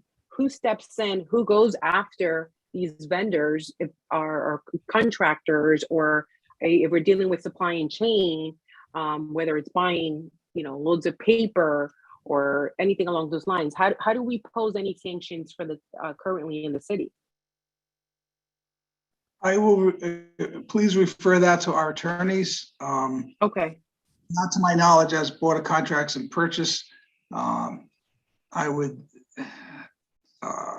know that the department managers, I'll say, or directors responsible for those control of those vendors, certainly would have a say and input into their performance. And I know that they would, if there is a problem, negotiate any consideration. So I do know from some experience that some of the department heads who manage those projects or what have you have taken the lead on that. But if our solicitor knows, welcome that input. The only other thing I just want to mention is Mr. Marchese did express concern of the volume of work as a sole person in that office. He did express concern about the workload,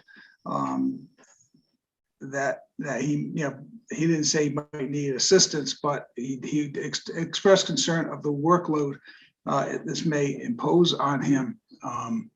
He's not here this evening. I didn't think that was going to be an issue. So maybe if it were to be continued, that he could speak up for himself from firsthand perspective. Thank you, Director. So let me just ask Councilwoman Vargas, would you like to move to continue this to next month? We can collaborate and you can collaborate with the administration to finalize a version to put through. Yeah, after hearing a couple of, amendments, what could be possible amendment suggestions, and based on the conversations that I had with the administration and also on here, I would definitely consider continuing and just updating the ordinance pretty much to reflect the conversations that we currently are having. But I do want to say, though, in terms of personnel, I don't, when you look, if you ask around other cities and towns in terms of how many folks they have, addressing or, being part of how difficult, for example, one would say this is, in terms of adding additional, I don't want to use the word burden, but if you will, I will, right? To actually move forward with this process, there really isn't, there isn't any. I mean, are we putting out bids every day that are over $5,000? Like, are we putting bids in general out as the city? How many state funded projects are we currently, working with, or, just in general city funded projects? So it's not that we are going to continuously every day be checking. So if we have a bid out right now, let's just hypothetically say, and we don't know how many people are going to respond. Sometimes, as Mark has said, I think during the meeting, sometimes he doesn't get anyone to actually put a bid on any of this. Sometimes it's hard to find anyone. If we were to get, say, 10, 15, 20, it's not hard work at all to make sure that now we are continuing to, or I shouldn't say continuing, but that we are in fact being inclusive and having that participation of minority-owned businesses and women-owned businesses. And again, and when I say women, it's not even just women of color. I'm talking about women in general, women who are business owners in our state that are certified by the state. And so it's not a difficult task to do. I mean, we have, I'm sure the state of Rhode Island has so many other cities and towns that are working with bids left and right. And I'm sure they don't have a staff of 10 or 15 or 20 people. And I could be wrong on that. And we have the director on the call that we can actually pose that question to. But it's not bad. I mean, this is about, we're talking about the fair process and the work through it. It doesn't have a fiscal impact. There is no fiscal note that really comes with this. And whether or not the city is or is not currently doing the job right now of working with MBE and WBE certified businesses, the point of the matter is we need to have it in our books, because whether or not, and we've had somebody in that position in purchasing being there for quite a long time, if the person was to leave, I want to make sure, or a new administration comes down the line, that we have this already in our books and that we are actually, moving forward with the guidelines. This is a great opportunity for the city to actually have and continue to boost that economic development and that equality. So with that being said, I do have a question, if possible, through the chair to Associate Director Avila, who's on the line. And I know he's not going to be able to probably answer on behalf of cities and towns, but Mr. Avila, are you still with us? Yes. Okay, thank you. And I hate to put you on the spot, but I will ask in terms of cities and towns, or in general, how much of a heavy lift, have you experienced or seen that cities have in terms of actually having to have the need to hire additional personnel to actually work in terms of this, the MBE and certification process in general, on this bidding process? Well, thank you for the question. let me start by giving you an example. The office, we do the whole state, and right now we manage a total of 786 MBE, WBE businesses. And the office, it's only 7 of us who actually manage the whole state. So it's not we don't have any added expense or any added increment or a large personnel. But to answer your questions, the only city that actually manages their own MBE, WBE is the city of Providence.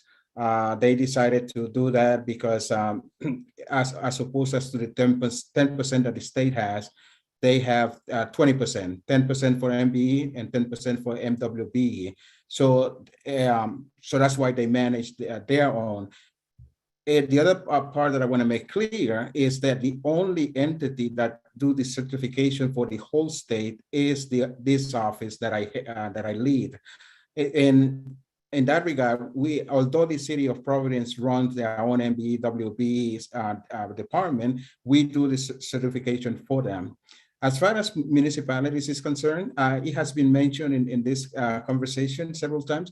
Most municipalities that I'm aware, the MBE, WBE resides whether in Department of Economic Development or Purchasing.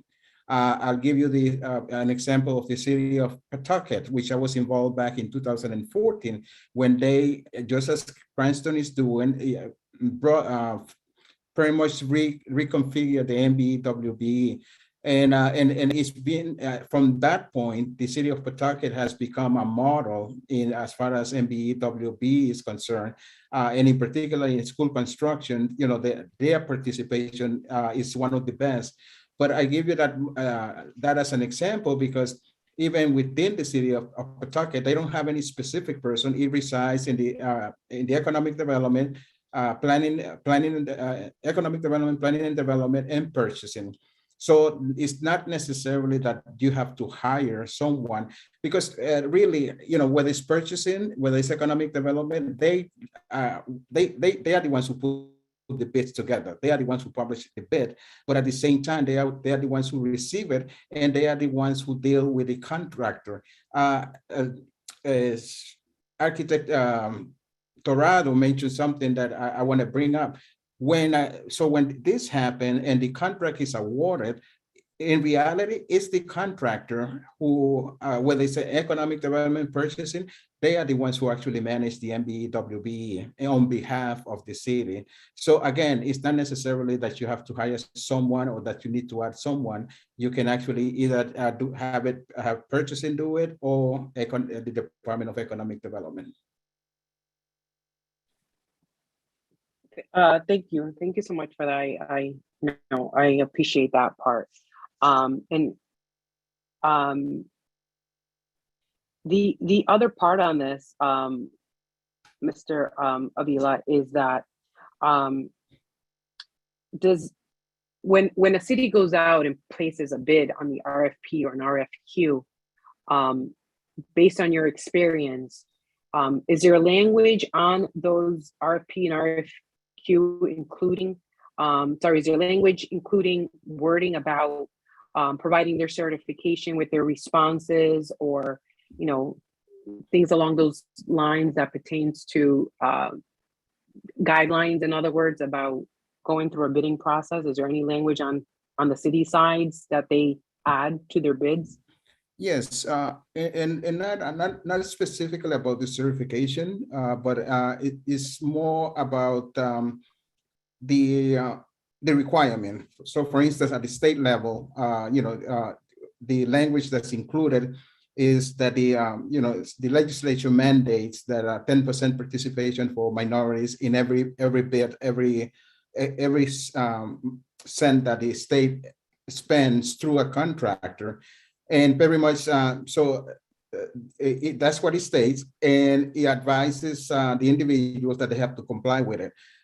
So with that, is on the contractor's behalf to be familiar with it and actually go to to read the legislature, which specify exactly what the mandate is. But it doesn't have to be very detailed because again, there's already a precedent, and the precedent is the state legislature that actually created the 10% threshold.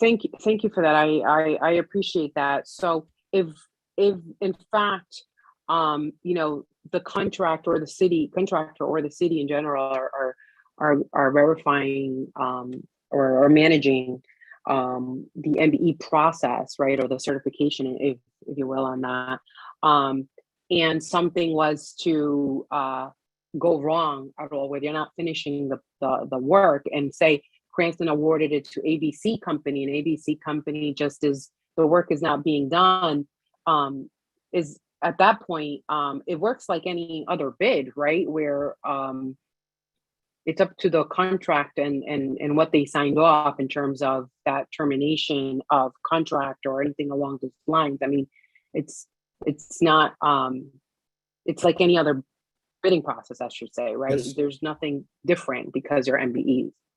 No, and actually so what the MBE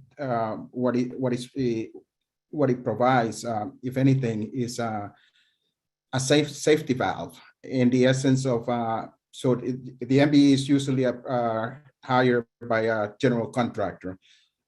They have to not only prove to the general contractor that they are MBE WB certified, but that they have the capacity to fulfill the whatever they agreed to do. So in that regard, in this case, the city of Cranston is protected that responsibility falls on the general contractor.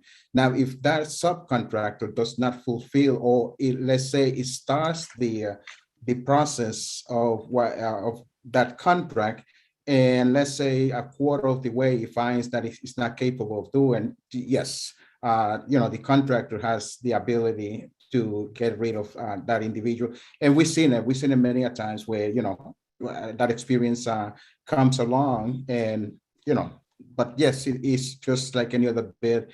If the capacity is not fulfilled, then, the individuals are eventually terminated.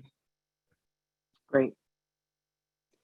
Thank you. That's all the questions, at least coming from my end, or at least not just questions, but more also informational purposes. So I appreciate your time once again for being on the call this evening and explaining. You're welcome. Thank you, Mr. Avia. Director Moretti? Thank you. Yeah, I just want to make sure we're clear as to what I stated concerning the personal concern of Mr. Marchese. I'm not representing the administration on this. I can just recall in that conversation, in that meeting, that Mr. Marchese was concerned with the particular language in the proposed ordinance to say that, basically, I'm paraphrasing, all MBEs and WBEs shall be included in all requests for procurement in this chapter. I'm just expressing in fairness as what he indicated his concern, and there was not a retort to that at the meeting. So in fairness to Mr. Marchese, I just wanted to represent that. And if you're reading that language, that's really saying, and I think the councilwoman agreed at the time, that basically it's, I think, I'm not a lawyer, but it kind of reads that every request that applies, you need MBEs. He's got to reach out to MBEs and WBEs, otherwise he's not doing his, and you have to receive them. And it just doesn't seem as practical as Mr. Marchese wished. So it's not the position of the administration. It's just something that I noted. We did not say we needed another individual, but I think that's a consideration, and that perhaps Mr. Marchese can speak for himself. Thank you, Director. So at this time, who initially made the motion to approve? I believe it was Councilwoman Germain. Yes, No, we did. Oh, did you mean me? I'm sorry. Yeah, I I made the it, motion yeah. made. I apologize. I made the Can I- motion. I will move my motion. Thank you. And I'll entertain a motion to continue. So sorry. Oh, no, please, Councilwoman Vargas, go ahead. I apologize, Chairman. I just wanted to say one thing, if possible, is that in the meeting that we did have, right, which is obviously not a public meeting, it was a meeting with the administration. So, Director Moretti, I did say, and I think, I also mentioned it to the city solicitor at that point, that I said that I would take all that information and double check on it and see how I would move forward with it. But I never committed to saying that we're removing that entire language. I did write down that instead, I believe, whether it's Mr. Marchese, sorry, or so, that they wanted that it would be considered, the word language would be that it shall consider each of the goals hereafter. But I did not say that I was going to commit 100% that, but we would have the conversation at the back to it. So, this is why, we're having these conversations, and I'm happy to continue to have any conversations with the administration. So that way, as we're going to, yes, make a motion to continue for next month, language be, whether it's fine-tuned, tightened, but definitely, we can discuss that further, but I'll definitely go ahead and introduce that amendment, and it can happily have any additional conversations and discussions at the next city ordinance committee meeting on here.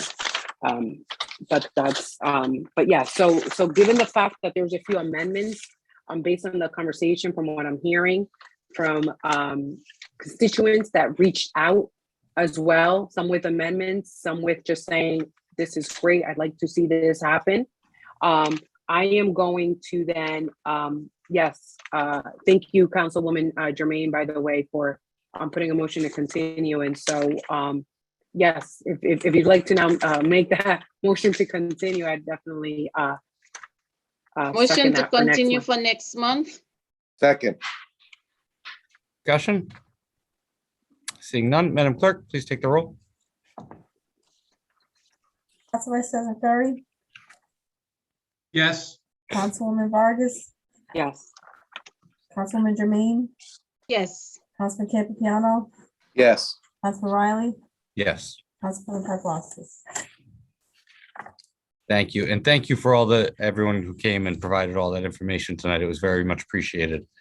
Chair, I'm a Chairman, yes too. can I'm I- not sure if I heard it. I apologize. Oh. Thank you. I was just going to say, Chairman, if possible, is for those that are in the call that may or may not be familiar to the process, where we just continued that ordinance for the next ordinance committee meeting that's scheduled in March. So this matter has not been concluded. It'll be continued to be discussed next month. Thank you, Thank you. Councilwoman.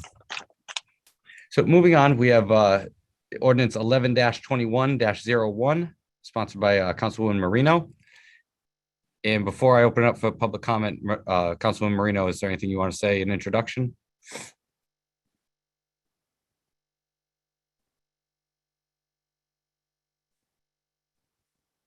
Sorry, had to unmute. Okay.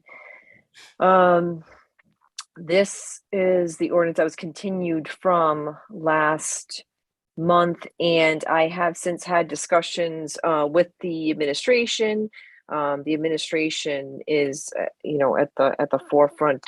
Director Macaulay and Director Smith receive calls with respect to this issue. This issue with regard to chicken keeping in the city is not a simple issue to try and come up with a solution. I know that the intent from my part is to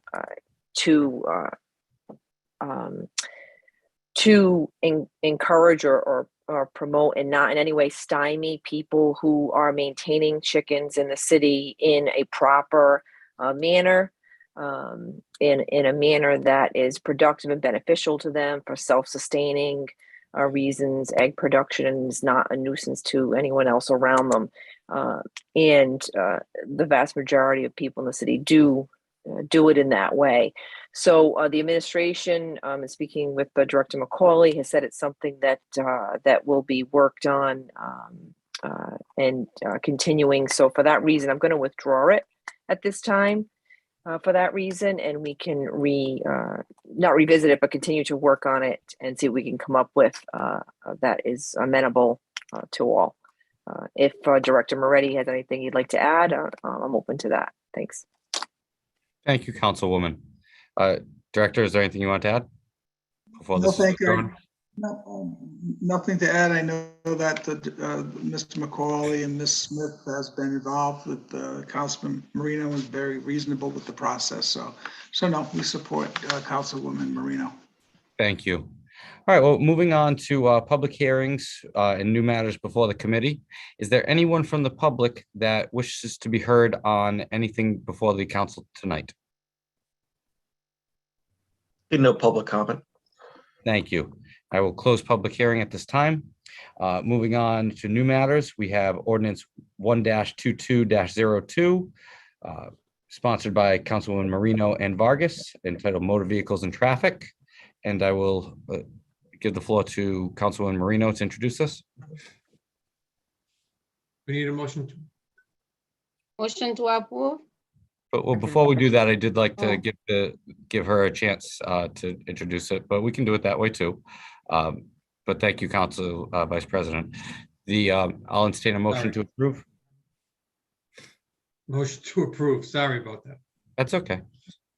And it was a second by Councilwoman Jermaine. Yes, second. All right, Councilwoman Moreno, you have the floor. Thank you to Chairman Riley. This ordinance is an ordinance sponsored by myself and Councilwoman Vargas. This ordinance is amending, this ordinance as proposed is amending a current ordinance dealing with one-way highways. The intent is to provide notice to residents who live, not residents, I should say, owners of property on streets that will be changed from one-way streets to two-way streets or two-way streets to one-way streets, to give them a notice, because as a property owner, you know, if you own a piece of property and the street that you own property on is being changed in direction, we think that it's fair and reasonable to provide notice. In this ordinance, you can see that we are looking to provide notice so that it shall be mailed at least 10 days before the city council votes on the adoption of any such ordinance. And I can say the intent there is for it to be one single notice. And that language there, by saying it's at least 10 days, it means that as long as the city has given notice at least on one occasion, it could have been 30 days, you know, before the vote takes place, but at least a minimum 10 days, notice was provided to that property owner. And that should not be overly burdensome for the city to do, because it's a one-time occurrence with the notice. And then it will be prudent upon that property owner to reach out to City Hall, reach out to their council person, and stay abreast and informed as to whether or not that change is going to be voted in place. But to change someone's, a street and where someone lives, to change it in that manner and not give them any notice doesn't seem to be a fair and reasonable and responsible way to conduct, operations. So that's the intent here. Thank you. Thank you, Councilwoman. Is there any discussion? Chair, Yes, Council President. I have one question to the sponsors. In the event of a festival or feast or a parade or something where we change the streets one way temporarily, does this ordinance hinder engineering or traffic away, where they still have the ability to do that temporarily if it's a one way for 3 or 4 days or something like that? I can speak to that issue, and then Councilwoman Vargas, you can jump in. The way the ordinance is drafted, Council President, is such that if we are taking a vote as a city council to change that street, even if, for example, in your situation, if it's a festival and it's a temporary change for 3 or 4 days, if that requires a vote of city council, then yes, we would need to afford notice to the property owner of that change. Okay, but if it's something temporarily that the chief of police orders or the traffic engineer just temporarily, this ordinance wouldn't get in their way, I assume. So I'm okay with that. Thank you. Any other comments or questions? Seeing none, Madam Clerk, please take the roll. Actually, Oh, I'm sorry, before that, Councilwoman Vargas. Councilmember Vargas, I didn't see your hand up. No, but it's okay. I'm usually very vocal and just jump in and say, I'll say something. And then sometimes I just catch myself and I'm like, I'll just be cordial and raise my hand on Zoom. But yeah, I just pretty much just to thank Councilwoman Moreno for working with me on this, and thank taking the lead on this, Councilwoman. And so pretty much I'll look at that because she already provided the ins and outs of the reason behind this ordinance. So thank you. Thank you. Any other comments? Chair, Yes, Council President. one more thing. I'm really interested to see how this goes, because it's always been an issue sometimes when you put stop signs in, people say they weren't notified, the council takes a vote, and then sometimes we've gone back and had to take stop signs down in some cases. So I'd like to see how this goes, and if it's not too burdensome, maybe add stop signs at some point. I think it's a great idea. Thank you to the sponsors. Thank you, Council President. There's no further comment. Madam Clerk, please take the roll. Council Vice President Ferry, Yes. Councilwoman Vargas, Yes. Councilwoman Jermaine, Yes. Councilman Campiano, Yes. Councilman Riley, Yes, Council President Paplaskas. Yes, thank you. And moving on lastly to ordinance 1-22-03, sponsored by Councilwoman Vargas, entitled Motor Vehicles and Traffic Regulations. I'll entertain a motion. Motion to approve. Second. Second. Any discussion? Yep. Councilwoman Vargas? Pretty straightforward on this. It's again, Shore Ave, just between the morning drop off and then the dismissal portion of it as well. Again, this is more or so to make sure that kids are safe when being dropped off to school, as well as any other pedestrians as well. And hopefully accommodating providing more structure, to say, during the morning and afternoon drop off. So I would encourage my colleagues to support the passing of this ordinance this evening. Thank you. Thank you, Councilwoman. Any further discussion? Seeing none, Madam Clerk, please take the roll.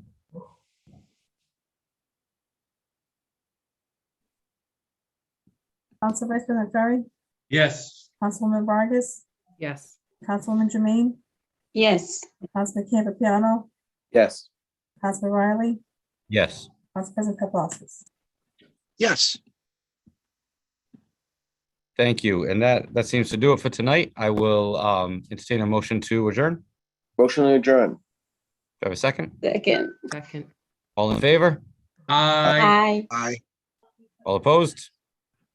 Have a wonderful night. Thank you, everyone. Thank you. Good night, guys. Bye. Bye. Thank Good you. Good night. night.